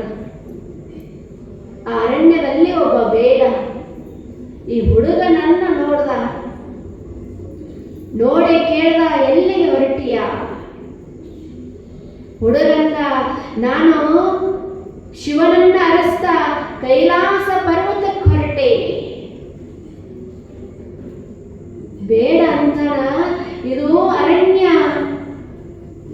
ಕಾಡು ಮೃಗಗಳಿರುವಂತಹ ಅರಣ್ಯ ಇದು. ರಾತ್ರಿ ಆಯ್ತು ಅಂದ್ರೆ ಹುಲಿ, ಚಿರತ, ಸಿಂಹ ಇವೆಲ್ಲ ನಿನ್ನನ್ನು ಬಿಡುವುದಿಲ್ಲ. ಈ ದಿನ ರಾತ್ರಿ ನನ್ನ ಮನೆಯಲ್ಲಿ ಇತ್ತು, ಬೆಳಗಾದ ಬಳಿಕ ಹೋಗು ಅಂದ. ಬೇಡ. ಹುಡುಗ ಬೇಡನ ಜೊತೆಗೆ ಆತನ ಮನೆಗೆ ಹೋದ. ನಡೆದು ಹುಡುಗನಿಗೆ ಹೊಟ್ಟೆ ಹಸಿವಾಗಿತ್ತು. ಬೇಡ ತನ್ನ ಹೆಂಡತಿಯನ್ನ ಕರೆದು ಹೇಳ್ದ, ನೋಡು ಈ ಹುಡುಗ ದನದು ಆಯಾಸದಿಂದ ಬಂದಾನ, ಹೊಟ್ಟೆ ಹಸಿದ, ಏನಾದ್ರೂ ಒಂದಿಷ್ಟು ಇದ್ರ ಹುಡುಗನಿಗೆ ಕೊಡು ಅಂತ ಹೇಳ್ದ. ಆಕೆ ಅಂತಾಳ, ನನ್ನ ಪಾಲಿಗೆ ಏನದ ಅದನ್ನು ನಾನು ಉಣ್ತೇನೆ, ನಿನ್ನ ಪಾಲಿಂದ ಏನಾದ್ರೂ ಇದ್ರ ಕೊಡು, ನಾನು ಕೊಡಂಗಿಲ್ಲ. ಬೇಡನಿಗೆ ತಿನ್ನಲಿಕ್ಕೆ ಒಂದು 4 ಹಣ್ಣು ಇಟ್ಟಿಟ್ಲು. ಬೇಡ ಆ 4 ಹಣ್ಣನ್ನ ಆ ಹುಡುಗನಿಗೆ ಕೊಟ್ಟ. ಮೊದಲೇ ಹಸಿವಾಗಿತ್ತು. ಯಾವ ಕ್ಷಣ ಬೇಡ 4 ಹಣ್ಣನ್ನ ಕೊಟ್ಟ. 4 ಹಣ್ಣನ್ನ ಹುಡುಗ ಸ್ವೀಕಾರ ಮಾಡ್ದ. ಒಂದಿಷ್ಟು ನೀರು ಕುಡ್ದ. ಕಣ್ಣಿಗೆ ಜಂಪ ಬಂತು. ಅಲ್ಲೇ ಮಲಗದ. ಸಣ್ಣ ಕುಟೀರ ಅದು, ಗುಡಿಸಲ. ಒಳಗ ಆ ಹುಡುಗ ಮಲ್ಕೊಂಡ. ಹುಡುಗನ ಪಕ್ಕದಲ್ಲಿ ಬೇಡನ ಹೆಂಡತಿ ಮಲ್ಕೊಂಡು. ಬಾಗಿಲದಲ್ಲಿ ಸ್ವಲ್ಪ ಜಾಗುಳಿತು. ಬೇಡ ಮಲಗಬೇಕಲ್ಲ. ಬಾಗಿಲ ತೆರೆದು ಬಾಗಿಲದೊಳಗೆ ಮಲ್ಕೊಂಡ. ಅರ್ಧ ದೇಹ ಹೊರಗ, ಅರ್ಧ ದೇಹ ಒಳಗೆ. ಎಲ್ಲರೂ ಗಾಢ ನಿದ್ರೆಗೆ ಜಾರಿದ್ರು. ರಾತ್ರಿ ಕಾಲ ಒಂದು ಹುಲಿ ಬಂದು ಬೇಡನನ್ನ ತಿಂದ್ಬಿಡ್ತು. ಮನೆಗೆ ಬಾಗಿಲು ತೆರೆದಿತ್ತಲ್ಲ, ಅಲ್ಲೇ ಮಲಗಿರುವಂತ ಬೇಡನ ಹೆಂಡತಿಯನ್ನ ಎಳೆದು ತಿಂದುಬಿಡ್ತು. ಸಾಕಾಯಿತು. ಅಲ್ಲಲ್ಲಿ ಮಾಂಸದ ತುಣುಕುಗಳು ಬಿದ್ದು ಹೋಯಿತು. ಹುಡುಗ ಒಳಗೆ ಮಲಗಿತ್ತ. ಬೆಳಗಾತು, ಎದ್ದು ನೋಡ್ತಾನ. ಈ ದೃಶ್ಯವನ್ನ ನೋಡ್ದ, ಮನಸ್ಸಿಗೆ ನೋವಾತು. ಆದ್ರೆ ತಾ ಎಲ್ಲಿಗೆ ಹೊರಟಿದ್ದ ಅದನ್ನು ಮರಿಲಿಲ್ಲ. ಶಿವನನ್ನ ಅರಿಸಿ ಹೊರಟ. ದಾರಿಯಿಂದ ಹೋಗ್ತಾ ಇದ್ದ. ದಾರಿಯ ಮಧ್ಯದಲ್ಲಿ ಒಬ್ಬ ಮಹಾರಾಜ ಕೂತಿದ್ದ. ಆ ಹುಡುಗನ್ನ ಕರೆದ. ಎಲ್ಲಿಗೆ ಹೊರಟಿಯ ಅಂತ ಕೇಳಿದ. ನಾನು ಶಿವನನ್ನ ಅರಿಸಿ ಕೈಲಾಸ ಪರ್ವತಕ್ಕೆ ಹೊರಟೀನಿ ಅಂದ. ಹಾಗೇನು? ನಾನು ಲಕ್ಷ ಖರ್ಚು ಮಾಡಿ ಒಂದು ಕೆರೆಯನ್ನ ಕಟ್ಟೇನೆ. ಈ ಕೆರೆಯಾಗ ನೀರು ಬರಬೇಕಾದ್ರೆ ನಾನು ಏನು ಮಾಡಬೇಕು? ಭಗವಂತನ ಹತ್ರ ಕೇಳ್ಕೊಂಡು ಬಾ ಅಂದ. ಆಯ್ತು ಅಂತ ಹುಡುಗ ಮತ್ತೆ ಹೊರಟ. ದಾರಿಯ ಮಧ್ಯದಲ್ಲಿ ಒಂದು ಹುತ್ತ ಇತ್ತು. ಒಂದು ಸರ್ಪ ಆ ಹುತ್ತದಲ್ಲಿ ಸಿಕ್ಕಾಕೊಂಡಿತ್ತು. ಅರ್ಧ ಒಳಗ ಅರ್ಧ ಹೊರಗಿತ್ತು. ಬಹಳ ಸಂಕಷ್ಟದಲ್ಲಿತ್ತು. ಹುಡುಗನ್ನ ಕರೆದು ಅದು ಸರ್ಪ ಕೇಳ್ತದ, ಎಲ್ಲಿಗೆ ಹೊರಟಿಯ ಅಂತ. ವಾಸ್ತವಿಕವಾಗಿ ಹೇಳ್ದ, ಇಲ್ಲಿಗೆ ಹೊರಟೇನೆ ಅಂತ. ಸರ್ಪ ಹೇಳ್ತದ, ನಾನು ಈ ಸಂಕಷ್ಟದಿಂದ ಪಾರಾಗಬೇಕಾದ್ರೆ ನಾನು ಏನು ಮಾಡಬೇಕು? ಶಿವನ ಹತ್ರ ಕೇಳ್ಕೊಂಡು ಬಾ ಅಂತ. ಆಯ್ತು ಅಂದ. ಮುಂದೆ ನಡೆ. ದಾರಿಯ ಮಧ್ಯದಲ್ಲಿ ಒಬ್ಬ ಕುಂಟ ಬಂದ. ಹುಡುಗನ್ನ ನಿಲ್ಲಿಸದ, ಎಲ್ಲಿ ಹೊರಟಿ ಅಂದ. ಹೇಳ್ದ, ಶಿವನ ಹತ್ರ ಹೊರಟೇನೆ ಅಂತ. ಹಾಗಿತ್ತು ಅಂದ್ರ ನಂದು ಒಂದ ಕಾಲದ, ಇನ್ನೊಂದು ಕಾಲಿಲ್ಲ. ಇನ್ನೊಂದು ಕಾಲ ಬರಬೇಕಾದ್ರೆ ನಾನೇನು ಮಾಡಬೇಕು ಅಂತ ಶಿವನ ಹತ್ರ ಕೇಳ್ಕೊಂಡು ಬಾ ಅಂದ. ಆಯ್ತು ಅಂತ ನಡೆದು ಹೊರಟ. ಒಂದು ದಿನ ಕೈಲಾಸ ಪರ್ವತವನ್ನ ತಲುಪದ. ಆ ಕೈಲಾಸ ಪರ್ವತದಲ್ಲೇ ಶಿವ ಪಾರ್ವತಿ ಇಬ್ಬರೂ ಕೂತಿದ್ರು. ಹುಡುಗ ಹೋಗಿ ಶಿವ ಪಾರ್ವತಿಯರಿಗೆ ನಮಸ್ಕಾರ ಮಾಡಿದ. ಪರಮಾತ್ಮನಿಗೆ ನಮಸ್ಕಾರ ಮಾಡಿ ಹುಡುಗ ಕೇಳ್ತಾನ, ಪರಮಾತ್ಮನೇ, ನನ್ನ ತಾಯಿ ಸುಮಾರು 18-20 ವರ್ಷ ದಾನ ಮಾಡ್ಯಾಳ. ದಾನದ ಮಹತ್ವ ನಿನ್ನ ಹತ್ರ ಹೋಗಿ ಕೇಳು ಅಂತ ಹೇಳ್ಯಾಳ. ನಾನು ಬಂದೇನೆ, ಹೇಳು, ದಾನದ ಮಹತ್ವ ಹೇಳು ಅಂತ. ಶಿವ ತನ್ನ ಹತ್ರ ಇರುವಂತ ಒಂದು ವಿಭೂತಿಯನ್ನ, ಭಸ್ಮವನ್ನ ಹುಡುಗನ ಕೈಯೊಳಗೆ ಕೊಟ್ಟ. ಶಿವ ಹೇಳ್ದ, ನೋಡು, ಇದು ಭಸ್ಮ, ಇದು ವಿಭೂತಿ. ವಿಭೂತಿಯನ್ನ ಇದನ್ನು ತಗೋ. ನೇಪಾಳ ರಾಜ್ಯಕ್ಕೆ ಹೋಗೋ.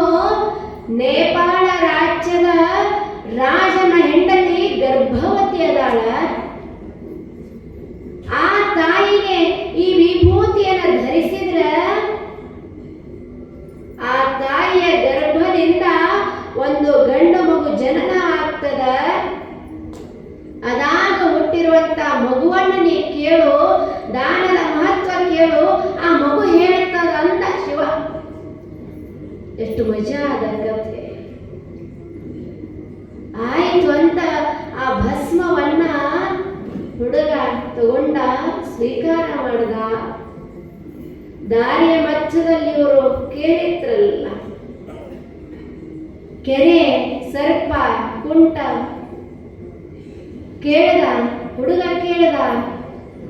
ಶಿವ ಅಂದ, ಕುಂಟನ ಹತ್ರ 64 ವಿದ್ಯೆಯ ಜ್ಞಾನದ ಯೋಗ್ಯ ವ್ಯಕ್ತಿಗೆ ಆ 64 ವಿದ್ಯೆಯನ್ನು ಧಾರೆ ಎರೆದ್ರ ಕಾಲ ಬರುತ್ತದೆ. ಸರ್ಪದ ಹತ್ರ ನಾಗಮಣಿಯದ ವಜ್ರದ ಹರಳದ ಯೋಗ್ಯ ವ್ಯಕ್ತಿಗೆ ಆ ಹರಳನ್ನ ಕೊಟ್ರ ಸಂಕಷ್ಟದಿಂದ ಪಾರಾಗ್ತದೆ. ಆಗ್ತದೆ. ಲಕ್ಷ ಲಕ್ಷ ಕೊಟ್ಟು ಖರ್ಚು ಮಾಡಿ ಕೆರೆ ಕಟ್ಟ್ಯಾನಲ್ಲ ಮಹಾರಾಜ. ಆ ಮಹಾರಾಜನಿಗೆ ಬೆಳೆದ ನಿಂತ ಒಬ್ಬ ಮಗಳದಾಳ. ಯೋಗ್ಯ ವ್ಯಕ್ತಿಗೆ ಲಗ್ನ ಮಾಡಿ ಕೊಟ್ರ ಕೆರೆಯಾಗ ನೀರು ಬರುತ್ತದ ಅಂದ ಶಿವ. ಇಷ್ಟ ಹೇಳಿದ ಹುಡುಗ ಬಂದ. ಮೊದಲಿಗೆ ಕುಂಟ ಭೇಟಿಯಾದ. ಹುಡುಗಂತಾನ, ಮಹಾನುಭಾವರೇ, ನಿಮ್ಮ ಹತ್ರ 64 ಬಿತ್ತಿಯದ. ಯೋಗ್ಯ ವ್ಯಕ್ತಿಗೆ ಹೇಳಿಕೊಟ್ರ ನಿಮ್ಮ ಕಾಲ ಬರುತ್ತದೆ. ಆತಂದ ಅಲ್ಲೋ ಕೈಲಾಸ ಪರ್ವತಕ್ಕೆ ಹೋಗಿ ಸಾಕ್ಷಾತ್ ಶಿವನನ್ನೇ ದರ್ಶನ ಮಾಡಿಕೊಂಡು ಬಂದಿ ಅಂದಾಗ ನೀನೇ ಯೋಗ್ಯ ವ್ಯಕ್ತಿ ಅಂತ ತಿಳ್ಕೊಂಡು ಆ ವ್ಯಕ್ತಿಗೆ 64 ವಿದ್ಯೆಯನ್ನು ಧಾರೆ ಏರಿತಾನ. ಆತನಿಗೆ ಒಂದು ಕಾಲ ಬರುತ್ತದೆ. ಆ ನಂತರ ಸರ್ಪಕ್ಕೂ ಹೇಳ್ತಾನ, ಸರ್ಪ ಅಂತದ ಶಿವನನ್ನ ಭೇಟಿಯಾಗಿ ಬಂದಿ ಅಂದಾಗ ನೀನ ಯೋಗ್ಯ ವ್ಯಕ್ತಿ ಅಂತ ತಿಳ್ಕೊಂಡು ಆ ವಜ್ರದ ಹರಳನ್ನ ಆ ಸರ್ಪ ಆ ಹುಡುಗನಿಗೆ ಕೊಡುತ್ತದ. ಅದೇ ಕ್ಷಣ ಸಂಕಷ್ಟದಿಂದ ಪಾರಾಗ್ತದ. ಮಹಾರಾಜ ಕೂತಿದ್ದ ಕೆರೆ ದಂಡಿ ಮೇಲೆ. ಹುಡುಗಂದ, ಮಹಾರಾಜರೇ, ನಿಮಗ ಬೆಳೆದ ನಿಂತ ಮಗಳದಾಳ. ಯೋಗ್ಯ ವ್ಯಕ್ತಿಗೆ ಲಗ್ನ ಮಾಡಿಕೊಡಿ. ಆ ಬಳಿಕ ಕೆರೆಯಲ್ಲಿ ನೀರು ಬರುತ್ತದಂತ. ಮಹಾರಾಜ ಅಂದ, ಅಲ್ಲೋ ಶಿವನನ್ನೇ ದರ್ಶನ ಮಾಡಿಕೊಂಡು ಬಂದಿ ಅಂದಾಗ ನೀನ ಯೋಗ್ಯ ವ್ಯಕ್ತಿ ಅಂತ ತಿಳ್ಕೊಂಡು ಆತನಿಗೆ ತನ್ನ ಮಗಳನ್ನ ಕೊಟ್ಟು ಲಗ್ನ ಮಾಡ್ದ. ಕೆರೆಯಾಗ ನೀರು ಬಂತು. ಲಗ್ನ ಆದ. ಹೆಂಡತಿಯನ್ನು ಕರ್ಕೊಂಡು ನೇಪಾಳ ರಾಜ್ಯಕ್ಕೆ ಹೋದ. ಆ ರಾಜನಿಗೆ ಭಸ್ಮವನ್ನು ಕೊಟ್ಟ, ಶಿವನ ವಿಭೂತಿಯನ್ನು ಕೊಟ್ಟು ಹುಡುಗಂತಾನ, ಮಹಾರಾಜರೇ, ನಿಮ್ಮ ಹೆಂಡತಿ ಗರ್ಭವತಿ ಅದಾಳ, ತುಂಬು ಗರ್ಭಿಣಿ ಅದಾಳ. ಈ ವಿಭೂತಿಯನ್ನು ನೀವು ಧರಿಸ್ರಿ. ಆ ತಾಯಿಗೆ ವಿಭೂತಿಯನ್ನು ಧರಿಸಿದ ಕೂಡಲೇ ಒಂದು ಮಗು ಹುಟ್ಟುತ್ತದ. ಮಹಾರಾಜ ಹೋಗಿ ವಿಭೂತಿಯನ್ನ ತನ್ನ ರಾಣಿಗೆ ಧರಿಸಿದ, ಹಚ್ಚದ. ಅದೇ ಕ್ಷಣ ಒಂದು ಗಂಡು ಮಗು ಹುಟ್ಟಿತು. ಯುವಕ ಇಟ್ನಲ್ಲ ಆತಂತಾನ, ಮಹಾರಾಜರೇ, ಅದಾಗ ಏನು ಈಗ ಹುಟ್ಟ್ಯದಲ್ಲ, ಆ ಮಗುವನ್ನ ನಾನು ನೋಡಬೇಕು. ಅದರ ಜೊತೆಗೆ ಒಂದು ಪ್ರಶ್ನೆಯನ್ನ ಕೇಳಿ ಉತ್ತರವನ್ನ ಪಡೆದು ನಾನು ಹೋಗ್ತೀನಿ ಅಂತ. ಮಹಾರಾಜ ಅದಾಗ ಹುಟ್ಟಿರುವಂತ ಆ ಗಂಡು ಮಗುವನ್ನ ಬಂಗಾರದ ಪಾತ್ರೆಯಲ್ಲಿ ಪರಾತದೊಳಗೆ ಹಾಕೊಂಡು ಬಂದು ಆ ಯುವಕನ ಎದುರಿಗೆ ಹೀಗೆ ತೋರಿಸಿದ್ರು. ಆ ಯುವಕ ಆ ಮಗುವನ್ನ, ಅದಾಗ ಹುಟ್ಟಿರುವ ಮಗುವನ್ನ ಕೇಳ್ತಾನ, ಹೇಳು, ನಮ್ಮ ತಾಯಿ ಇಷ್ಟು ವರ್ಷ ದಾನ ಧರ್ಮಗಳನ್ನ ಮಾಡ್ಯಾಳ, ಅದರ ಮಹತ್ವ ಹೇಳು ಅಂತ ಇವಾಗ ಆ ಮಗುವಿಗೆ ಕೇಳ್ದ. ಆ ಬಂಗಾರದ ಪಾತ್ರೆಯಲ್ಲಿರುವಂಥ ಆ ಮಗು ನಕ್ಕಂತದ, ಅಲ್ಲೋ ಇಷ್ಟಾದ್ರೂ ನಿನ್ನ ದಾನದ ಮಹತ್ವ ಗೊತ್ತಾಗಲಿಲ್ಲೇನೋ ನಿನಗೆ? ಇವಾಗ ಅಂದ, ಗೊತ್ತಾಗಿಲ್ಲ, ತಿಳಿಸಿ ಹೇಳು. ಮಗು ಅಂತದ, ಮಗು ಮಾತಾಡ್ತು. ಮಗು ಅಂತದ, ನೋಡು, ನೀನು ಅವಾಗ ನಡೆದು ಅರಣ್ಯಕ್ಕೆ ಬಂದೆ. ನಾನು ನಿನ್ನನ್ನು ಮನೆಗೆ ಕರ್ಕೊಂಡು ಹೋದೆ. ನೀನು ಹಸದ ಬಂದಾಗ, ನೀನು ಹಸದ ನನ್ನ ಕುಟೀರಕ್ಕ ಗುಡಿಸಲಿಗೆ ಬಂದಾಗ ನನ್ನ ಪಾಲಿಗೆ ಇರುವಂಥ, ನನ್ನ ಊಟಕ್ಕೆ ಇರುವಂಥ 4 ಹಣ್ಣನ್ನು ತ್ಯಾಗ ಮಾಡಿ ನಿನಗೆ ನಾನು ಕೊಟ್ಟೆ. 4 ಹಣ್ಣನ್ನ ನಿನಗೆ ಕೊಟ್ಟಿದ್ದಕ್ಕ ಆ ದಿನ ನಾನು ಸತ್ತು ಹೋದೆ. ಒಂದು ಹೊತ್ತಿನ ಪ್ರಸಾದವನ್ನ ದಾನ ಮಾಡಿದ್ದಕ್ಕೆ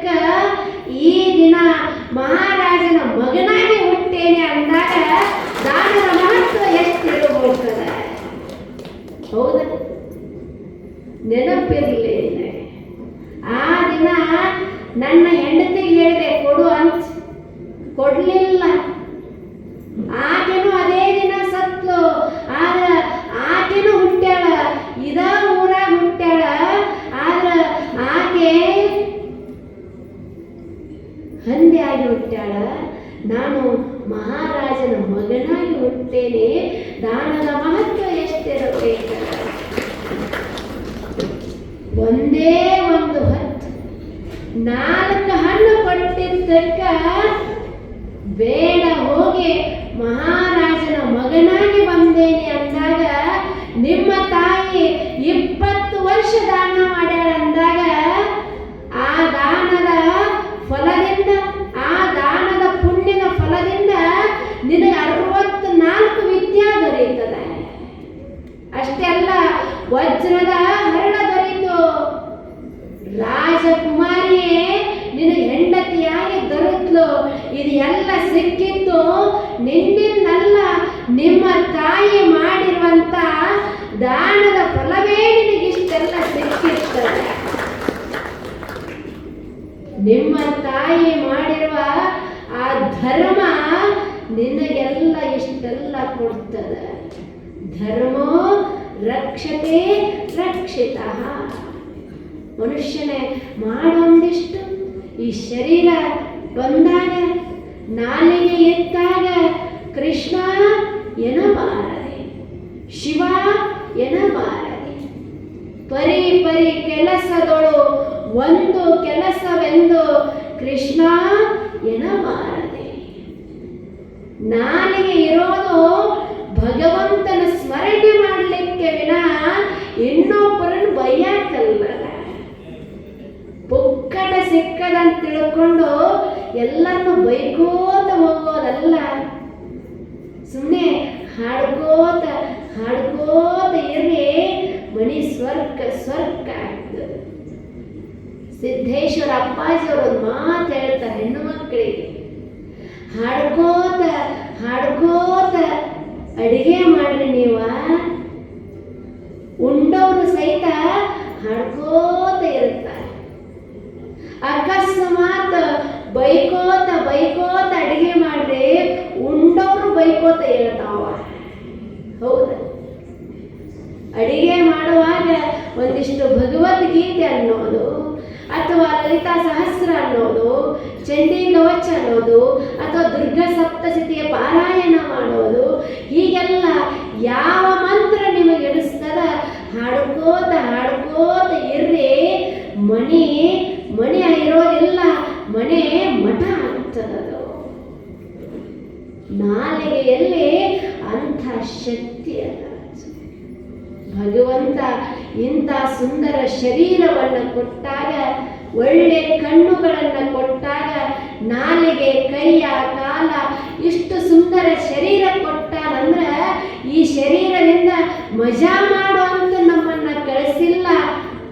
ಇಷ್ಟೆಲ್ಲ ಸುಂದರ ಶರೀರ ಕೊಟ್ಟಾನಲ್ಲ, ಅಂತ ಭಗವಂತನಿಗೆ ನಾವು ಕೃತಜ್ಞತೆಯನ್ನು ಸಲ್ಲಿಸಬೇಕಾಗ್ತದ, ಕೃತಜ್ಞರಾಗಿ ಇರಬೇಕಾಗ್ತದ. ಇದು ಮನುಷ್ಯ ಧರ್ಮ. ಇದು ಇಷ್ಟೆಲ್ಲ ಪುರಾಣ ಪ್ರವಚನಗಳನ್ನು ಯಾಕೆ ಹೇಳ್ತಾರಂದ್ರೆ, ಮನುಷ್ಯನೇ ಒಳ್ಳೆ ಮಾರ್ಗದಲ್ಲಿ ನಡೆ, ಹೆಜ್ಜೆಗಳನ್ನ ತಪ್ಪಿಡಬೇಡ. ನಾವು ಹೆಜ್ಜೆ ತಪ್ಪು ಇಟ್ರ ಹಿಂದಿರುವಂತ ನಮ್ಮ ಮಕ್ಕಳು ಹೆಜ್ಜೆಗಳನ್ನು ತಪ್ಪಿಡುತ್ತಾರೆ. ನಮ್ಮ ಮಕ್ಕಳು ಚಲೋ ಇರಬೇಕು, ನಮ್ಮ ಸಮಾಜ ಚಲೋ ಇರಬೇಕು ಅಂದ್ರೆ ಮೊದಲ ನಾವು ಚಲೋ ಇರಬೇಕು. ಅಲ್ಲ, ಮನ್ಯಾಗ ಮಕ್ಕಳು ಇರ್ತಾವ, ಮನ್ಯಾಗ ಮಕ್ಕಳು ಪೂಜಾ ಮಾಡಬೇಕಾಗಿತ್ತು ಅಂದ್ರೆ ಪೂಜಾ ಮಾಡ್ರಿ ಅಂತ ಹೇಳಿ ಪೂಜಾ ಮಾಡೋದಿಲ್ಲ ಅವರು. ಮೊದಲ ನಾವು ಪೂಜಾ ಮಾಡಬೇಕಾಗ್ತದ, ಮೊದಲ ನಾವು ಮಂತ್ರಗಳನ್ನು ಹೇಳಬೇಕಾಗ್ತದ, ಮೊದಲ ಧರ್ಮದ ಮಾರ್ಗದಲ್ಲಿ ನಾವು ನಡಿಬೇಕಾಗ್ತದ. ಆ ಬಳಿಕ ಮಕ್ಕಳಿಗೆ ಹೇಳ್ರಿ, ಅದು ಪರಿಣಾಮಕಾರಿಯಾಗಿರ್ತದೆ. ಅದು ಇದು ಮನುಷ್ಯ ಜನ್ಮದ ಅಥವಾ ಕರ್ತವ್ಯ ಏನು ಅಂದ್ರೆ ಧರ್ಮ ರಕ್ಷತಿ ರಕ್ಷಿತ ಅಂತ ಮಹಾತ್ಮರು ಏನು ಹೇಳಿದ್ರಲ್ಲ, ಕರ್ತವ್ಯೋ ಧರ್ಮ ಸಂಗ್ರಹ. ದೇಹ ಇದು ನಿತ್ಯ ಅಲ್ಲ, ಸಂಪತ್ತು ಶಾಶ್ವತ ಅಲ್ಲ, ಯಾವಾಗ ಸಾಯ್ತವೋ ಗೊತ್ತಿಲ್ಲ. ಯಾಕೆ? ಕ್ಷಣಭಂಗುರ ಜಗತ್ತ ಇದು. ಇನ್ನೊಬ್ಬ ವ್ಯಕ್ತಿ ಹೇಳ್ತಾನ, ಮಹಾತ್ಮ ಅಂತಾನ, ಕ್ಷಣಂ ಚಿತ್ತಂ ಕ್ಷಣಂ ವಿತ್ತಂ ಕ್ಷಣಂ ಜೀವಿತಂ ಏವಚ ಯಮಶ್ಯ ಕರುಣಾ ನಾಸ್ತೆ ತಸ್ಮಾತ್ ಜಾಗ್ರತ ಜಾಗ್ರತ ಜಾಗ್ರತ. ಒಳಗಿರುವ ಮನಸ್ಸ ಬಹಳ ಚಂಚಲದ. ನಾವೇನು ಸಂಗ್ರಹಿಸಿ ಇಟ್ಟೇವಲ್ಲ ಬಿತ್ತ, ಅದು ಶಾಶ್ವತ ಅಲ್ಲ, ಕ್ಷಣ ಕ್ಷಣ ಹೋಗ್ತಾನೆ ಇರ್ತದೆ. ಅದು ಇಷ್ಟೆಲ್ಲ ನಾವು ಸಂಗ್ರಹಿಸಿ ಇಟ್ಟೇವಲ್ಲ, ಅದರ ಅರ್ಥ ತಪ್ಪಂತ ನಾ ಹೇಳೋದಿಲ್ಲ, ದುಡ್ಡನ್ನ ಸಂಗ್ರಹಿಸೋದು ತಪ್ಪಂತ ನಾ ಹೇಳೋದಿಲ್ಲ. ಆದ್ರೆ ಪಕ್ಕಾ ಸುಖ ಕೊಡಂಗಿಲ್ಲ. ಸುಖ ಕೊಟ್ಟಂಗ ಆಗ್ತದ, ಆದ್ರೆ ಪಕ್ಕಾ ಕೊಡೋದಿಲ್ಲ. ಒಂದು ಕ್ಷಣ ನಮ್ಮ ಹತ್ರ ಇರ್ತದ, ಇನ್ನೊಂದು ಕ್ಷಣ ಮತ್ತೊಬ್ಬರ ಹತ್ರ ಹೋಗೇ ಬಿಡ್ತದ. ಒಬ್ಬ ಆಗರ್ಭ ಶ್ರೀಮಂತ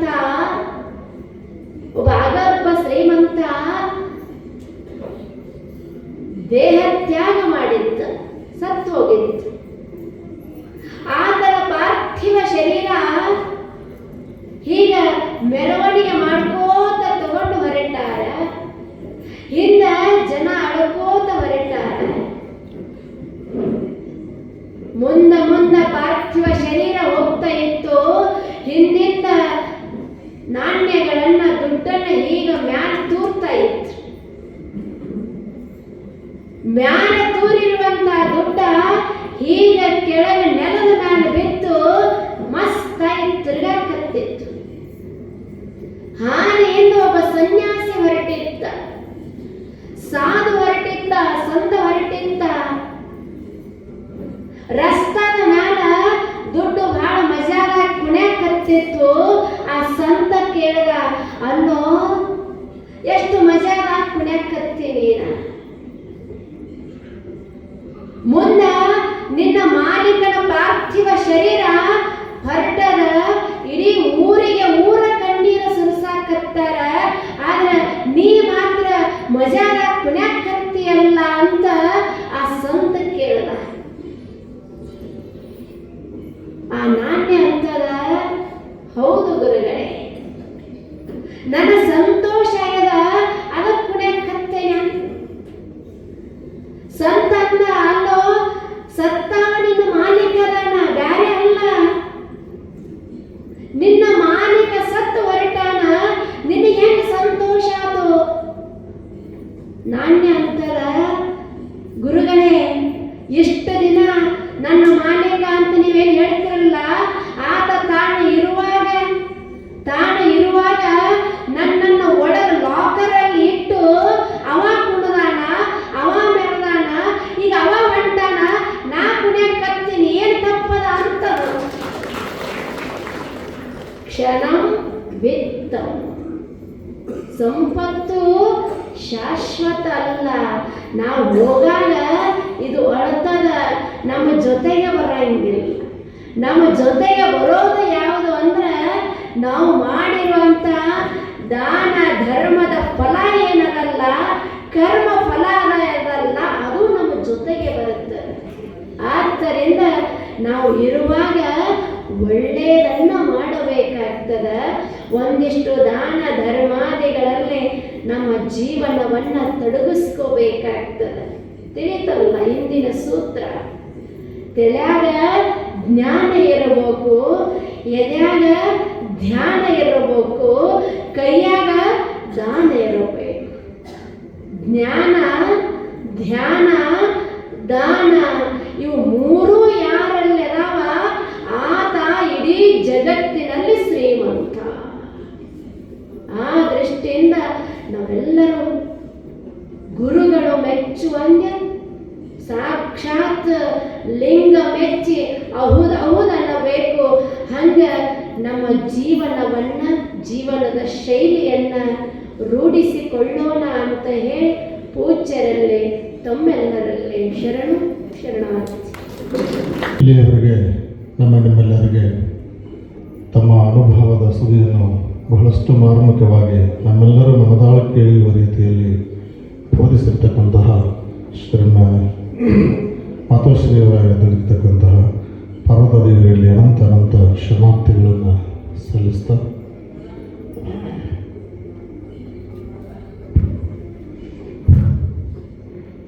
ಇನ್ನು ಮುಂದೆ ಸಾನ್ನಿಧ್ಯವನ್ನು ವಹಿಸಿರ್ತಕ್ಕಂತಹ ಜಮಖಂಡಿಯ ಕಲ್ಯಾಣ ಮಠದ ಪೂಜ್ಯರ ಆಶೀರ್ವಚನದ ಪೂರ್ವದಲ್ಲಿ ಒಂದು ಸ್ಮರಣೆ ಮಾಡ್ಕೋಬೇಕಲ್ರಿ, ಯಾರು ಹುಲ್ಯಾಳಜ್ಜ. ಅದಕ್ಕೆ ನಮ್ಮ ಈ ಶ್ರೀಮಠ ನಿರ್ಮಾಣ ಆಗಿದ್ದೇನೆ ಅವರಿಂದ ಅಂತ ಹೇಳಲಿಕ್ಕೆ ಬಹಳಷ್ಟು ಹೆಮ್ಮೆ ಅನ್ನಿಸ್ತದೆ. ಕಾರಣ ಏನು ಅಂದ್ರೆ, ವರ್ಷ ಏನು ಹೇಳಿದ್ದೆ ಹೇಳ್ತಾರೆ ನೋಡ್ಬೇಕು, ನೀವೆಲ್ಲ ಅಂತಿರ್ಬೇಕ್ರಿ. ಆದರೂ ನೆನಪು ಮಾಡ್ಕೋಬೇಕಲ್ಲ, ಇದಕ್ಕೆ ಸ್ಮರಣೆ ಅನ್ನೋದು, ಇದಕ್ಕೆ ಪುಣ್ಯ ಸ್ಮರಣೆ ಅಂತ ಕರೆಯೋದು ಅದನ್ನು. ಅದಕ್ಕೆ ಎಲ್ಲರಿಗೂ ಒಂದಿಟ ಸಮಾಧಿನ ಹತ್ತಿದಂಗೆ ಕಾಣ್ತದೆ. ಅಮ್ಮವ್ರ ಪ್ರವಚನ ಹಾಗೆ ಇತ್ತು, ನಿಮಗೆಲ್ಲರಿಗೂ ಸಮಾಧಿ ಹತ್ತುವಂಗನೇ ಇತ್ತು. ಅದಕ್ಕೆ ಎಲ್ಲರೂ ಸಮಾಧಿ ಹಚ್ಚಿರಿ, ಮತ್ತೊಂದಿಟ ಎಚ್ಚರ ಆಗಿದೆ ಕಡೆ. ಆ ರೀತಿಯೊಳಗೆ ಈ ಮಠ ನಿರ್ಮಾಣ ಆಗಿರ್ತಕ್ಕಂತಹದ್ದು ಅವರ ಕಾರಣದಿಂದ ಅಂತ ಹೇಳಿದ್ರೆ ತಪ್ಪಾಗಲಿಕ್ಕೆ. ಏನಂದರೆ, ಚರವತ್ತೇಶ್ವರ ಮಠದಲ್ಲಿ ಅಜ್ಜವರಿದ್ದಾಗ ಒಂದು ಸುದ್ದಿ ಬಂತು. ಏನು ಅಂದ್ರೆ, ಹಿಂಗೊಬ್ಬರು ಮಹಾತ್ಮರದಾರ, ಒಂದು ಊಟಕ್ಕೆ ಒಟ್ಟು 60 ರೊಟ್ಟಿ ಅಷ್ಟು ತಿಂತಾರೆ. ಒಂದು ಸುದ್ದಿ ಬಂತು ಅಜ್ಜರಿಗೆ. ಒಂದು ಊಟಕ್ಕೆ 60 ರೊಟ್ಟಿ ಅಷ್ಟು ತಿಂತಾರೆ ಒಂದು ಸುದ್ದಿ ಬಂದ ಮೇಲೆ ಅಜ್ಜವ್ರದ್ದು ಯಾವಾಗಲೂ ಹೆಂಗಪ್ಪ ಅಂತಂದ್ರೆ, ಶರಣರ ಬರೋರಿಗೆ ಪ್ರಾಣ ಜೀವಾಳ ಎಂದು ಬಸವಣ್ಣ ಹೇಳ್ದಂಗೆ ಎಲ್ಲಿ ಹೆಂಗೆ ವಿಶೇಷ ಶರಣರದಾರ, ಅವರೊಂಥರ ವಿಶೇಷ. ಯಾಕೆಂದರೆ ಮಹಾತ್ಮರು ಅಂತಕ್ಕಂಥವ್ರು ವಿಲಕ್ಷಣ ಆನಂದದೊಳಗಿರ್ತಾರೆ. ಅದಕ್ಕಾಗಿ ಅಜ್ಜವ್ರು ಏನಾದ್ರು ಕರೆಸ್ರಿ ಅವ್ರನ್ನ ಅಂದರು. ಹೀಗೆ ಸುದ್ದಿ ಹೇಳಿದ್ರು. ಅವಾಗ ಏನು ಕರೆಸ್ರಿ ಅಂದ ಕೂಡಲೇ ಅವ್ರನ್ನ ಕರೆಸಿದ್ರು. ಮತ್ತು 60 ರೊಟ್ಟಿ ಅಂದ ಕೂಡಲೇ ಎಲ್ಲಿ ಮನ್ಯಾಗ ಆಗ್ಬೇಕು, ಯಾರ ಮನ್ಯಾಗ ನಿಲ್ಬೇಕ್ರಿ, ಕಂತಿ ಭಿಕ್ಷಾನ ಮಾಡಿ ತಗೋತಿದ್ರು ಅವರು. ಅವಾಗ ಏನಾಯ್ತು ಅಂದ್ರೆ, ಅಜ್ಜವರು ಬರ್ರಿಪ್ಪ ನಮ್ಮ ಹತ್ರ ಇರ್ರಿ, ನಾವೊಂದಿಷ್ಟು ಸೇವೆ ಮಾಡ್ತೇವೆ ನಿಮ್ಮದು ಅಂತಂದರು. ಏನು ಸೇವೆಯಿಂದ ಬರ್ತಕ್ಕಂಥದ್ದು ಇಲ್ಲಿವರೆಗೆ ಏನು ಹೇಳಿದರು ನಮಗೆಲ್ಲ ಪುಣ್ಯ ಅಂತಕ್ಕಂತಹದ್ದು ಬರ್ತದೆ.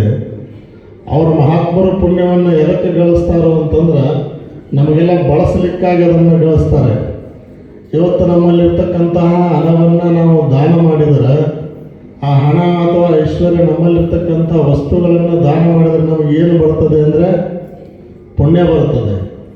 ಆದರೆ ಆ ಪುಣ್ಯದ ಫಲ ಏನು ಅಂತಂದರೆ ಸುಖ, ಭೋಗ, ಐಶ್ವರ್ಯ ಮತ್ತು ನಮಗೆಲ್ಲ ಪ್ರಾಪ್ತಿ ಆಗ್ತದೆ. ಆದರೆ ಮಹಾತ್ಮರು ಗಳಿಸಿರ್ತಕ್ಕಂತಹ ಪುಣ್ಯವನ್ನು ಎದಕ್ಕೆ ಬಳಸ್ತಾರೋ ಅಂತಂದರೆ, ನಮಗೆಲ್ಲ ಎದಕ್ಕೆ ಬಳಸ್ತಾರೋ ಅಂತಂದ್ರೆ, ನಮ್ಮನ್ನು ಉದ್ಧಾರ ಮಾಡಲಿಕ್ಕೆ ತಮ್ಮ ಪುಣ್ಯವನ್ನು ಪಣಕ್ಕೆ ಹಚ್ತಾರೆ. ಅವರು ಗಳಿಸಿರ್ತಕ್ಕಂಥ ತಪಶಕ್ತಿಯನ್ನು, ಪುಣ್ಯವನ್ನು ಜಗತ್ತಿನ ಕಲ್ಯಾಣಕ್ಕಾಗಿ ಅವರು ಬಳಸ್ತಾರೆ. ಏನು ಹಣವನ್ನು ದಾನ ಮಾಡಿದರೆ ಏನು ಬರ್ತದೆ? ಪುಣ್ಯ ಬರ್ತದೆ. ಪುಣ್ಯವನ್ನು ದಾನ ಮಾಡಿದವರಿಗೆ ಏನು ಬರ್ತದೆ ಅಂದರೆ ಜೀವನ ಮುಕ್ತಿ ಅಂತಕ್ಕಂತಹದ್ದು ಸಿಗ್ತದೆ, ಮುಕ್ತಿ ಅನ್ನುವಂತಹದ್ದು ಸಿಗ್ತದೆ. ಫಲ ಏನು? ಹಣವನ್ನು ದಾನ ಮಾಡಿದ್ರೆ ಫಲ ಏನು ಅಂತಂದರೆ ಪುಣ್ಯ. ಪುಣ್ಯದ ಫಲ ಐಶ್ವರ್ಯ. ಅದಕ್ಕೆ ಅವ್ರು ಬೇಕಾಗಿಲ್ಲ. ಅವರ ತಾವು ಪಡೆದಿರ್ತಕ್ಕಂಥ ಪುಣ್ಯವನ್ನು ಜಗತ್ತಿಗೆ ಮತ್ತೆ ದಾನ ಮಾಡ್ತಾರೆ. ಪುಣ್ಯವನ್ನು ದಾನ ಮಾಡುವವನೇ ಮಹಾತ್ಮ ಅಂತ ಕರೀತಾರೆ. ಅವರೇ ಜೀವನ ಮುಕ್ತರು. ಅವರಿಗೆ ಮುಕ್ತಿ ಅಂತಕ್ಕಂತಹದ್ದು ನರರ ಕೊಟ್ಟಿರ್ತಕ್ಕಂತಹ ಪುಣ್ಯ ಪಾಪವನ್ನು ನರರ ಕೊರಳಿಗೆ ಕಟ್ಟಿ ಆ ಮಹಾತ್ಮರಂತಕ್ಕಂಥವ್ರು ಯಾವಾಗಲೂ ಅವರು ಮುಕ್ತಾತ್ಮರಾಗಿರ್ತಾರೆ. ಆ ರೀತಿಯೊಳಗೆ ಅವ್ರೇನು ಮಾಡಿದ್ರಂದ್ರೆ, ಅಜ್ಜವರಿಗೆ ಕರೆಸಿ 60 ರೊಟ್ಟಿ ಅವ್ರು ಬಂದ ಕೂಡಲೇ ಕರಾರು ಮಾಡಿದ್ರು. ನಮಗೇನು ಅಂದ್ರೆ, ಎಷ್ಟು ರೊಟ್ಟಿ ಕೊಡೋರು ನೀವು ಅಂತ. ಹೌದ್ರಿ. ಮತ್ತು ಅಜ್ಜವ್ರು ಏನು ಹೇಳಿದ್ರು, ನಮ್ಮಲ್ಲಿ ಕಂತಿ ಭಿಕ್ಷೆ ಮಾಡೋಂಗಿಲ್ಲ, ಅವರು ಇಲ್ಲೇ ಉಳಿಯೋದಾದ್ರೆ ಕಂತಿ ಭಿಕ್ಷೆ ಮಾಡಿ ಊರೊಳಗೆ ಜೋಳಿಗೆ ಹಾಕಿ ನಾವೆಲ್ಲ ತೊಗೊಂಬಂದು ತಿಂತೀವ್ರಿಪ್ಪ. ಆದರೆ ನಿಮ್ಮ ಕರಾರೇನು ಊರಾಗ ಕಂತಿ ಭಿಕ್ಷೆ ಮಾಡೋಂಗಿಲ್ಲ ಅಂತೀರಿ ಅಂದಮೇಲೆ ನಮಗೆ ದಿವಸಕ್ಕೆ 8 ರೊಟ್ಟಿ ಕೊಡೋರು ಅಂದರು ಅವರು. ಅವ್ರಿಗೆ ನಮ್ಗೆ ಒಡಂಬಡಿಕೆ ಶುರು ಆತ್ರಿ. ಅವಾಗ ನಾವು ನಮ್ಮದು ಮತ್ತು ಮಠದಾಗ ಇಲ್ಲ ಯಾರು ಹೆಣ್ಮಕ್ಳು ಇರೋಂಗಿಲ್ಲ, ಗಂಡ್ಮಕ್ಳು ರೊಟ್ಟಿ ಬಿಡೋರು, ನಮ್ಮ ಯರಪ್ಪನ ಬಿಡೋದು ಕೊಡೋ ರೊಟ್ಟಿ. ಅದಕ್ಕೆ ಅಜ್ಜವ್ರೆಲ್ಲ ಗಂಡು ಹುಡುಗೋದವ್ರಪ್ಪ, ದಿವ್ಸಕ್ಕೆ ಒಂದು 25 ರೊಟ್ಟಿ ಕೊಡ್ತೀವಿ ಅಂದು ನಾವು. ಅವ್ರು ಅಂದ್ರೆ ಆಗಲ್ಲಪ್ಪ ನಮಗೆ. ಹಂಗೆ ಅಂದ್ಬಿಡ್ಲೆ ಆಮೇಲೆ ಏನಾಯ್ತು ಅಂದ್ರೆ, ಆಮೇಲೆ ಹಂಗೆ ಇರ್ಕೊಂತ ಹೋಗಿ ಅವ್ರಿಗೂ ನಮಗೂ ದಿವ್ಸಕ್ಕೆ 40 ರೊಟ್ಟಿ ಕೊಡೋದ್ರಿ. ದಿವ್ಸಕ್ಕೆ 40 ರೊಟ್ಟಿ ಕೊಡ್ಬೇಕಂತ ಕರಾರಾಯ್ತು. ಅದೇ ಕರಾರಿನ ಮೇಲೆ ಬಂದು ಇಲ್ಲಿ ಉಳ್ಕೋದ್ರು. ಆದರೆ ಅವ್ರು ಎಂತಹ ಶಾಸ್ತ್ರ ಪಂಡಿತರಿದ್ದರು ಅಂದ್ರೆ, ನಿಜಗುಣ ಶಿವಗಳ ಶಾಸ್ತ್ರ ಇರ್ಬೋದು, ವಿಚಾರ ಸಾಗರ ಇರ್ಬೋದು, ವಿಚಾರ ಚಂದ್ರೋದಯ ಇರ್ಬೋದು, ಏನು ಬೇಕಾದ ಶ್ಲೋಕ ಹೇಳಿದ್ರು ಇಷ್ಟನೇ ಪೇಜ್, ಇಷ್ಟನೇ ಪುಟ, ಇಷ್ಟನೇ ಶ್ಲೋಕ ನಿರರ್ಗಳವಾಗಿ ಹೇಳ್ತಿದ್ರು ಅಂದ ಪಂಡಿತರವರು. ಅಂತಹ ಜ್ಞಾನಿಗಳಾಗಿರ್ತಕ್ಕಂಥವ್ರು ಇಲ್ಲಿ ಬಂದು ಉಳ್ಕೊಂಡ ಮೇಲೆ ಚರಂದೇಶ್ವರ ಮಠದೊಳಗೆ ಅಲ್ಲಿ ಅಜ್ಜವರಿದ್ದರು. ಅಲ್ಲಿ ಏನು ಮಾಡ್ತಿದ್ರು, ಇವರು ಶಾಸ್ತ್ರ ಹೇಳಿದ್ರು, ಅಲ್ಲೊಂದಷ್ಟು ಜನ ಶಾಸ್ತ್ರ ಪಂಡಿತರು ಬರ್ತಿದ್ರು. ಅದೇನೋ ಅಂತಾರಲ್ಲ, ಐಗಾರಿಗೆ ಆಗಂಗಿಲ್ಲ ಮುಂದಿನ ವಿಚಾರ. ಹಾಗೆ ಅವ್ರವ್ರು ಕೂಡಿದ ಕೂಡಲೇ ಅವ್ರಿಗೇನೋ ಹೊಂದಾಣಿಕೆ ಆಗಲಿ ಶಾಸ್ತ್ರದೊಂದಿಗೆ. ಅವ್ರೇನು ಅನ್ನಕತ್ರ, ಇಲ್ಲಿ ನಮ್ಗೊಂದು ಎಲ್ಲರ ಕರೆಸಿದ್ರೆ ಅಂದ್ಮೇಲೆ ಬೇರೆ ಕೋಲೆ ಕಟ್ಟಿ ಕೊಡಾಕಬೇಕು ಅನ್ನಕತ್ರ. ಅವರು ಎಲ್ಲರೂ ಒಂದು ಬೇರೆ ಕೋಲೆ ಕಟ್ಟಿ ಕೊಡಾಕಬೇಕು, ಬೇರೆ ಕಟ್ಟಿ ಕೊಡಲಿಲ್ಲ ನಾವು ಹೋಗ್ತೀವಿ ಅಂದರು. ಅದಕ್ಕೆ ಅಜ್ಜವ್ರು ಅಂದ್ರೆ ಇಲ್ಲಪ್ಪ ಅಲ್ಲಿ ಜಾಗ ಐತಿ ನಿಮಗೆ ಕಟ್ಟಿ ಕೊಡದೆ, ನಾವು ಕಟ್ಟಿ ಕೊಟ್ರೆ ಅಂದ್ರೆ ಹಂಗೆ ನಡೆಯಂಗಿಲ್ಲ, ನಮ್ಮ ಜೋಡಿ ನೀವು ಇರೋಬೇಕಂದ್ರು. ನಮ್ಮ ಜೋಡಿ ನೀವು ಇರೋಬೇಕು. ದೊಡ್ಡ ಪಂಚಾಯತ್ ಬಂತಲ್ಲ ಅಂತ ಅಜ್ಜವ್ರೇನು ಎಲ್ಲಿ ಕಟ್ಕೊಂಡು ಮಾಡ್ಕೊಂತ ಹೋಗೋದಪ್ಪ, ಇದ್ದಲ್ಲೇ ಶಿವ ಒಂದು ಹೋಗೋಣ ಅಂತಕ್ಕಂತಹ ವಿಚಾರ ಹೊಂದಿತ್ತು. ಕೊನೆಗಳಿಗೆ ಅವರ ಒತ್ತಾಯಕ್ಕಾಗಿನ ಅಜ್ಜವ್ರು ಇಲ್ಲಿ ಏನು ಮಾಡಿದ್ರು ಅಂದ್ರೆ ಒಂದು ಸುಮ್ಮ ತಗಡಿನ ಪತ್ರ ಸಾಕೋನು ಅಂತ ಇಲ್ಲಿ ಒಂದು ಶಬ್ದವನ್ನು ಹಾಕಕ್ಕೆ ಹತ್ತಿರು. ಹಂಗೆ ನಿಮ್ಮಂತಾರೆ ನೀವೆಲ್ಲ ಭಕ್ತರು ಬಂದು ಯಾರು ದುಡಿಯೋರು ದುಡಿದ್ರು, ಕೊಡೋರು ಕೊಟ್ಟರು, ಇಲ್ಲಿ ಹೊರಟಿ ಮಾಡಿಲ್ಲ ಅಜ್ಜವರು ಗೊತ್ತು ನಿಮಗೆಲ್ಲ. ಹಾಗೆ ನಮ್ಮ ಮಠವ ನಿರ್ಮಾಣ ಆಗಿ ಹೋಯಿತು. ಕಾರಣ ಅಂದ್ರೆ ಅವರ ಒಂದು ಒತ್ತಾಯದ ಮೇರೆಗೆ ಇದು ನಿರ್ಮಾಣ ಆಗಿರ್ತಕ್ಕಂಥದ್ದು. ಅವರು ಅಷ್ಟೇ ಜ್ಞಾನಿಗಳಾಗಿರ್ತಕ್ಕಂಥವ್ರು ಇದ್ದರು. ಅವ್ರು ಅದೊಂಥರ ಏನು ಊಟ ಮಾಡ್ತಾರೆ ಅಂದ್ರೆ ವಿಲಕ್ಷಣಾನಂದ ಅಂತ ಹೇಳ್ತಾರೆ. ಈ ಗರಗದ ಮಡಿವಾಳ ಶಿವಗಳು ಅವರು ಕುಂತರಂದ್ರೆ ಒಂದು ಬುಟ್ಟಿ ಕರಿಗಡು ತಿಂದ ಹೇಳ್ತಿದ್ರಂತ್ರಿ. ಒಂದು ಬುಟ್ಟಿ ಕರಿಗಡು ಕುಂತ ಪೆಟ್ಟ ಮೇಲೆ ತಿಂತಿದ್ರಂತ್ರಿ. ಅವಾಗ ಅವ್ರ ಶಿಷ್ಯ ಗಂಟಪ್ಪಂದು ಏನು ಎಷ್ಟು ತಿನ್ನೋದು ಏನು ತೆಗೆದ ಅಂದವ. ಅವಾಗ ಅಂದರು, ಮಕ್ಕಳ ನೀವು ಮೇಲೆ ಬಂದು ಮತ್ತೆ ತಿನ್ನೋದ್ರಿ, ನಾವು ಮುಗಿತು ನಮ್ಮದು, ನಾವು ಮುಕ್ತಿ ಪಡ್ಕೊಂಡು ಹೋಗಾರ್ದು, ನಾವು ಇನ್ನು ಒಂದು ತಿಂದು ನಾಳೆ ಬರೋದಿಲ್ಲ ಅಂದಿರ್ತಾವೆ. ಅಂದ್ರೆ ಮಾತಿನ ಅರ್ಥ ಏನಂದ್ರೆ ಅವ್ರು ಮುಕ್ತಾತ್ಮರಾದ ಮೇಲೆ ಹೊಳೆ ಹುಟ್ಟಿ ಬರೋಂಗಿಲ್ಲ. ನಾವು ಇನ್ನೂ ಇಲ್ಲೆಲ್ಲ ಪಾಪ ಮಾಡಿ ಅವ್ನು ತೀರ್ಸಾಕ ಹುಟ್ಟಿ ಬರೋದು ತಿನ್ನೋದು ನಿಮ್ಮದು ಐತಿ, ನೀವು ಸ್ವಲ್ಪ ಹೊತ್ತಿಗೆ ನಾವು ಒಮ್ಮೆ ಮುಗಿಸೋಕೆ ಅಂತಿದ್ರತ್ತವ್ರು. ಹಾಗೆ ಮಹಾತ್ಮರು ಅಂತಕ್ಕಂತಹದ್ದು ಅದು ವಿಲಕ್ಷಣ ಅನ್ನೋದು ಇರ್ತದೆ. ಅವರನ್ನು ಗ್ರಹಿಸಿ ಶರಣರ ಮಹಿಮೆಯನ್ನು ಶರಣರೇ ಬಲ್ಲರು. ಈ ಕೋಣನ ಮೇಲಿನ ಸೊಳ್ಳೆಗಳೆತ್ತ ಬಲ್ಲವು ಚನ್ನಮಲ್ಲಿಕಾರ್ಜುನ ಅಂತ ಹೇಳಿ ಅಕ್ಕ ಹೇಳುವಂಗೆ ಅಜ್ಜವರವರನ್ನು ಗುರುತಿಸಿ ಇಲ್ಲಿವರೆಗೆ ಕರ್ಕೊಂಬಂದು ಅವರನ್ನು ಸೇವೆಯನ್ನು ಮಾಡಿ ಇಲ್ಲಿರ್ತಕ್ಕಂತಹ ಸಾಧಕರಿಗೆ ಅವರೆಲ್ಲ ಬೋಧನೆಯನ್ನು ಮಾಡಿದ್ದಾರೆ. ಅಂಥವರ ಆ ಒಂದು ಕೃಪಾ ಕಟಾಕ್ಷದಿಂದ ಅವರಿಲ್ಲೇ ಅವ್ರ ದೇಶದ ಕೊನೆಗಳಿಗೆ ಒಳಗೆ ಅಜ್ಜವರಲ್ಲಿ ಇಟ್ಕೊಂಡು ಅವರು ಕೈ ಕಾಲ ಸ್ವಾಧೀನವನ್ನು ಕಳ್ಕೊಂಡಾಗ ಇಲ್ಲೇ ಅವರನ್ನು ಧನ್ಯರನ್ನಾಗಿ ಮಾಡಿ ಇಲ್ಲೇ ಅವರ ಸಮಾಧಿಯನ್ನು ನಿರ್ಮಾಣ ಮಾಡಿದರು. ಅದಕ್ಕಾಗಿ ಅಂಥವರ ಸ್ಮರಣೆ ಅಂತಕ್ಕಂತಹದ್ದು ನಮಗೆಲ್ಲ ಬಹಳ ಮುಖ್ಯವಾಗಿರ್ತಕ್ಕಂಥದ್ದು. ಅವರ ಆ ಒಂದು ಚೈತನ್ಯ ಸದಾಕಾಲ ನಮ್ಮ ಜೊತೆ ಇದೆ. ಆ ಚೈತನ್ಯದ ಕೃಪಾಶೀರ್ವಾದ ಕೃಪಾ ಬೆಳಗ್ಗೆ ನಮ್ಮ ಜೊತೆ ಇರಲಿ ಅಂತಕ್ಕಂತಹದ್ದನ್ನು ನಾನು ಪ್ರಾರ್ಥಿಸ್ತಾ, ಈ ಪುಣ್ಯದ ಫಲ ಅಂತಕ್ಕಂತಹದ್ದು ಏನು ಅಂದರೆ ಸುಖಭೋಗವನ್ನು ಕೊಟ್ಟರೆ ಆ ಪುಣ್ಯವನ್ನು ದಾನ ಮಾಡಿರ್ತಕ್ಕಂಥ ಮಹಾತ್ಮರು ನಮಗೆಲ್ಲ ಏನು ಮಾಡ್ತಾರೆ ಅಂದರೆ ಇಲ್ಲಿ ಇಷ್ಟು ಜನ ಎಲ್ಲ ಬರ್ತೀವಿ, ಬಹಳಷ್ಟು ಜನರಿಗೆ ಎಂತೆಂಥ ರೋಗಗಳು ಎಲ್ಲೆಲ್ಲಿ ದವಾಖಾನೆ ಒಳಗೆ ಆಗಲಾರ್ದಕ್ಕಂಥ ರೋಗ ಎಲ್ಲಿ ಕಡಿಮೆ ಆಕ್ಕಾವ ಅಂದ್ರೆ ಮೌನ ಮಲ್ಲಿಕಾರ್ಜುನಪ್ಪ ಅವ್ರ ಹತ್ರ ಕಡಿಮೆ ಆಕ್ಕಾವು. ಯಾಕೆ ಅಂತಂದ್ರೆ ಅವರು ಗಳಿಸಿರೋ ಪುಣ್ಯವನ್ನು ತಪಸ್ಸನ್ನು ನಮಗೆಲ್ಲ ದಾರಿ ಎರಿತಾರೆ. ಅವರಿಗೆ ಮಹಾತ್ಮರು ಅನ್ನೋದು ಅದನ್ನು ದಾರಿ ಎರೆದು ನಮ್ಮನ್ನೆಲ್ಲ ಗುಣಮುಖರನ್ನಾಗಿ ಮಾಡ್ತಾರೆ. ಅದಕ್ಕೆ ಡಾಕ್ಟ್ರು ಏನಿಲ್ಲ ಅದು ಎಲ್ಲೆಲ್ಲೂ ಎಂತೆಂಥ ಕ್ಯಾನ್ಸರ್ ಇರ್ಬೋದು, ಏನೇನು ಇರ್ಬೋದು, ವಿಚಿತ್ರವಾಗಿರ್ತಕ್ಕಂತಹ ರೋಗಗಳೆಲ್ಲವನ್ನು ಕಡಿಮೆ ಮಾಡ್ತಾರೆ. ಅದಕ್ಕೆ ಕಾರಣ ಏನು ಅಂದ್ರೆ ಅವರ ತಪಶಕ್ತಿಯನ್ನು ನಮಗೆ ಆ ಪುಣ್ಯವನ್ನು ದಾರಿ ಎರೆದು ನಮ್ಮನ್ನೆಲ್ಲರನ್ನ ಉದ್ಧಾರವನ್ನು ಗೈತಾರೆ. ಅಂತಹ ಮಹಾತ್ಮರು ನಮಗೆಲ್ಲ ದೊರಕಿರೋದು ನಮ್ಮೆಲ್ಲರ ಪುಣ್ಯವನ್ನು ದಾನ ಮಾಡೋ ರೊಕ್ಕ ದಾನ ಮಾಡಂದ್ರೂ ಸಾಧ್ಯ ಇಲ್ಲ. ಇನ್ನು ನಾವು ದಾನ ಮಾಡಿದ್ದು ಗಳಿಸಿದ್ರ ಪುಣ್ಯನ ಆ ಪುಣ್ಯ ದಾನ ಮಾಡೋದ್ರೆ ಯಾರಿಗೂ ಸಾಧ್ಯವಿಲ್ಲದ ಮಾತು. ಅದಕ್ಕಾಗಿ ಅಂತಹ ಪುಣ್ಯವನ್ನು ಎಲ್ಲ ದಾರಿ ಎರೆದು ನಮ್ಮೆಲ್ಲರನ್ನ ಉದ್ಧಾರಗೈತಿರ್ತಕ್ಕಂತಹ ಮೌನ ಮಲ್ಲಿಕಾರ್ಜುನ ಅವರ ಕೃಪಾಶೀರ್ವಾದ ಸದಾಕಾಲ ನಮ್ಮೆಲ್ಲರ ಮೇಲೆ ಇರಲಿ ಅಂತ ಹೇಳಿ ಪ್ರಾರ್ಥಿಸ್ತಾ, ಇನ್ನು ಮುಂದೆ ಸಾನ್ನಿಧ್ಯವನ್ನು ವಹಿಸಿರ್ತಕ್ಕಂತಹ ಶತಸ್ಥಲ ಬ್ರಹ್ಮಿ ಗೌರಿಶಂಕರ ಶಿವಾಚಾರ್ಯ ಮಹಾಸ್ವಾಮೀಜಿಯವರು ನಮಗೆಲ್ಲ ಆಶೀರ್ವಾದವನ್ನು ದಯಪಾಲಿಸಬೇಕು ಅಂತ ಹೇಳಿ ಅವರಲ್ಲಿ ಭಕ್ತಿಪೂರ್ವಕವಾಗಿ ನಾನು ವಿನಂತಿಸಿಕೊಳ್ತಾ ಇದ್ದೇನೆ. ಪಾರ್ವತಿ ಪತೆ ಶಿವ ಹರ ಹರ ಮಹಾದೇವ. ಪ್ರಾತಸ್ಮರಣೀಯ ಜಗದ್ಗುರು ಪಂಚಾಚಾರ್ಯರಲ್ಲಿ, ಬಸವಾದಿ ಶಿವಶರಣರಲ್ಲಿ, ಸರ್ವಧರ್ಮದ ಸಂತ ಮಹಾಂತರಲ್ಲಿ ಅನಂತ ನಮಸ್ಕಾರ ಸಮರ್ಪಿಸುತ್ತಾ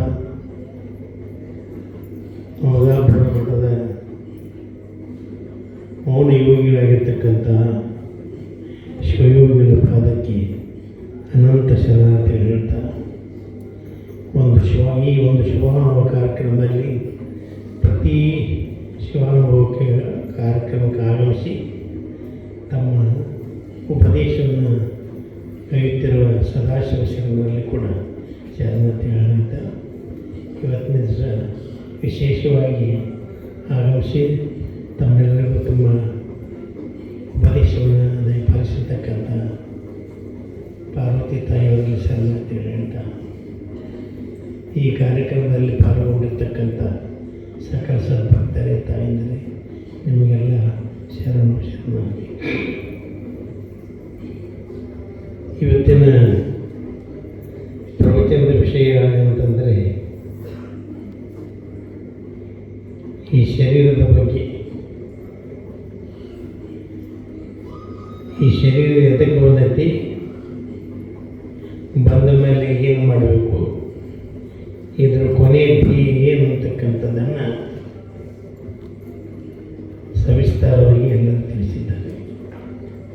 ಅದಕ್ಕೆ ಸಂತರು ದಾಸರು ಕೂಡ ಮಾನವ ಜನ್ಮ ದೊಡ್ಡದು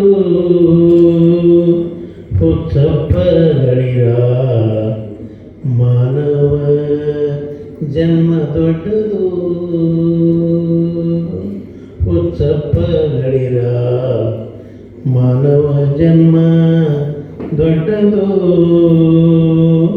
ಹಾನಿ ಮಾಡಬೇಡಿರೋ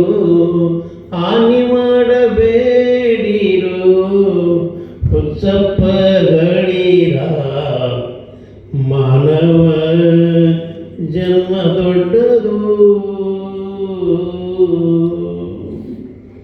ಕಣ್ಣು ಕೈ ಕಾಲು ಕಿವಿ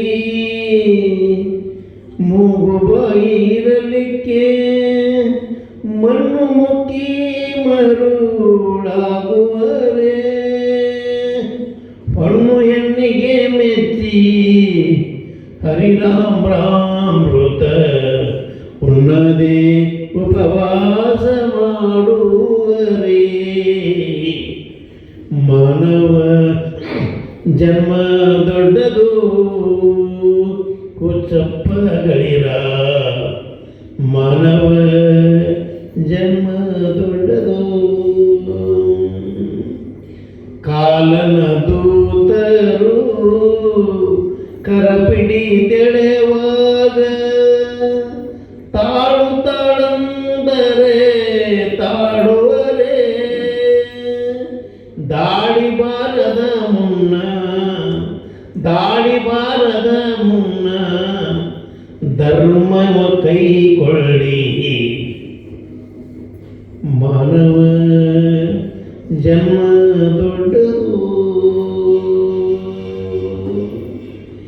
ಏನು ಕಾರಣ ನಮ್ಮ ಯದುಪತಿ ಮರೆತಿರಿ ಧನ ಸತಿ ಪುತ್ರರು ಕಾಯುವರೆ ಎನ್ನುವುದರು ಏಕೋ ಭಾವದಿ ಪೂಜಿಸಿ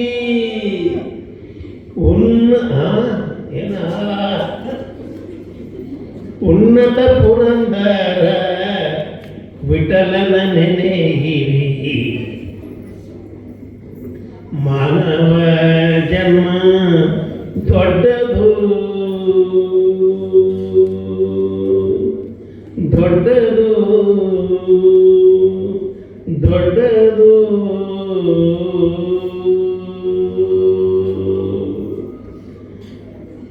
ಏನೆಲ್ಲ ಸಾಧಿಸಬೇಕಾದರೆ ಈ ಶರೀರ ತೊಟ್ಟ ಮೇಲೆ ಸಾಧ್ಯತೆ. ಅದಕ್ಕೆ ಶರೀರ ಮಾಧ್ಯಮ ಕಲು ಧರ್ಮ ಸಾಧನ, ಎಲ್ಲಕ್ಕೂ ಮಾಧ್ಯಮವಾಗಿರ್ತಕ್ಕಂಥದ್ದು ಶರೀರ. ಅದಕ್ಕೆ ಈ ಶರೀರ ಗಟ್ಟಿಯಾಗಿರಬೇಕು. ಶರೀರ ಸರಿಯಾಗಿರುವಾಗ ನಾವು ಭಗವಂತನನ್ನು ನಾಮಸ್ಮರಣೆ ಭಗವಂತನನ್ನು ಆವರಿಸಲಿಕ್ಕೆ ಸಾಧ್ಯಕೈತಿ.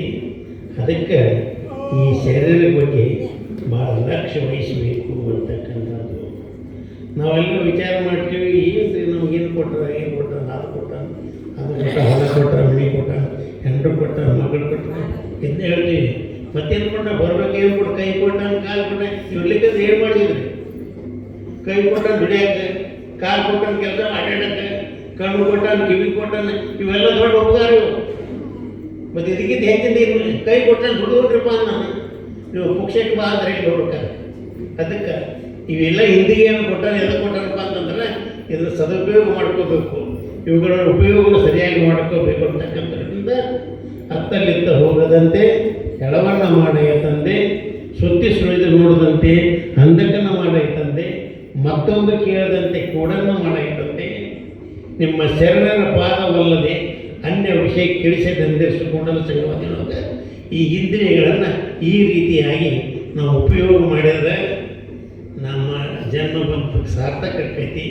ಅದಕ್ಕೆ ಈ ಅಮೂಲ್ಯವಾಗಿರ್ತಕ್ಕಂಥ ಈ ಜನ್ಮವನ್ನು ವ್ಯರ್ಥ ವ್ಯಸನಗಳಿಗೆ ಜೀವನವನ್ನು ಹಾಳು ಮಾಡಿಕೊಡದೆ ಸದಾಕಾಲ ಧರ್ಮದ ಚಿಂತನೆಯಲ್ಲಿ ತೊಡಗಿ, ಧರ್ಮದ ಮಾರ್ಗದಲ್ಲಿ ನಡೆವಿ, ಧರ್ಮ ಮಾಡಿ, ಧರ್ಮವೇ ನಿಮ್ಮ ಹಿಂದೆ ಬರ್ತೈತೆ ಅಂತಕ್ಕಂಥ ವಿಚಾರವನ್ನು ಪ್ರವಚನಕಾರರು ತಿಳಿಸಿದ್ದಾರೆ.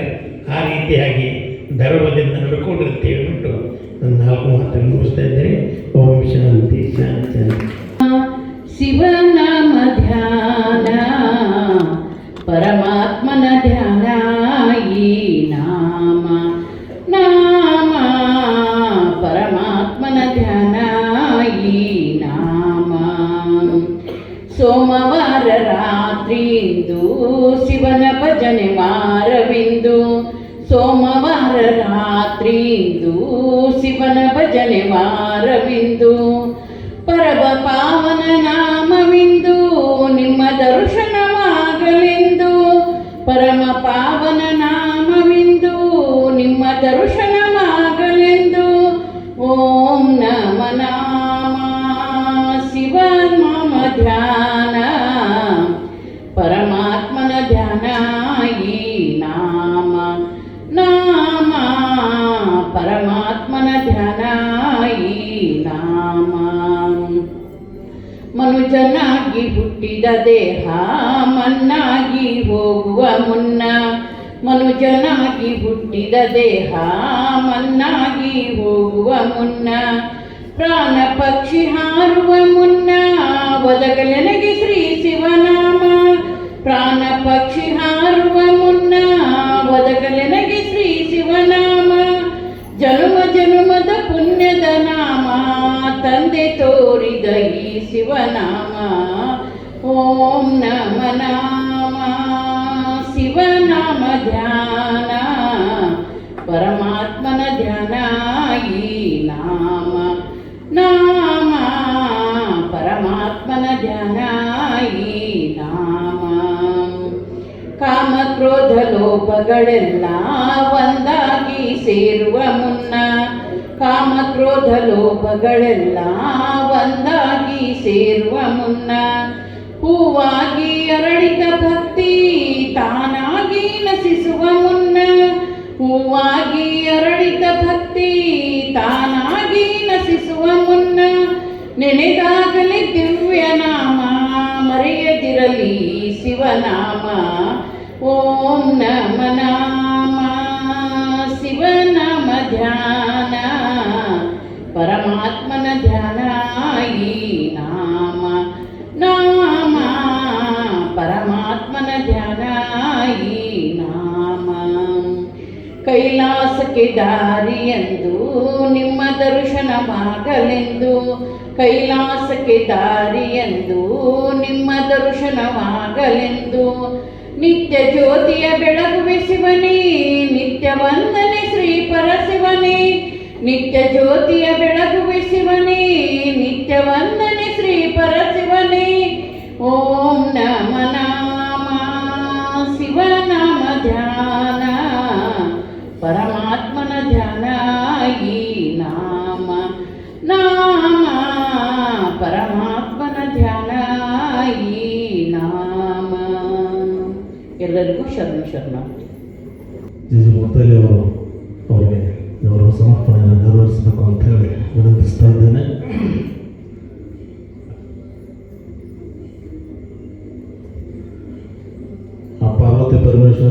ಈ ಇಬ್ಬರು ಪಾರ್ವತಿ ಪರಮೇಶ್ವರ ಗೌರವ ಸಮರ್ಪಣೆಯನ್ನು ನೆರವೇರಿಸಿದ್ದಾರೆ. ಅವರಿಗೆ ಧನ್ಯವಾದಗಳನ್ನು ಅರ್ಪಿಸ್ತಾ ಇದ್ದೇವೆ.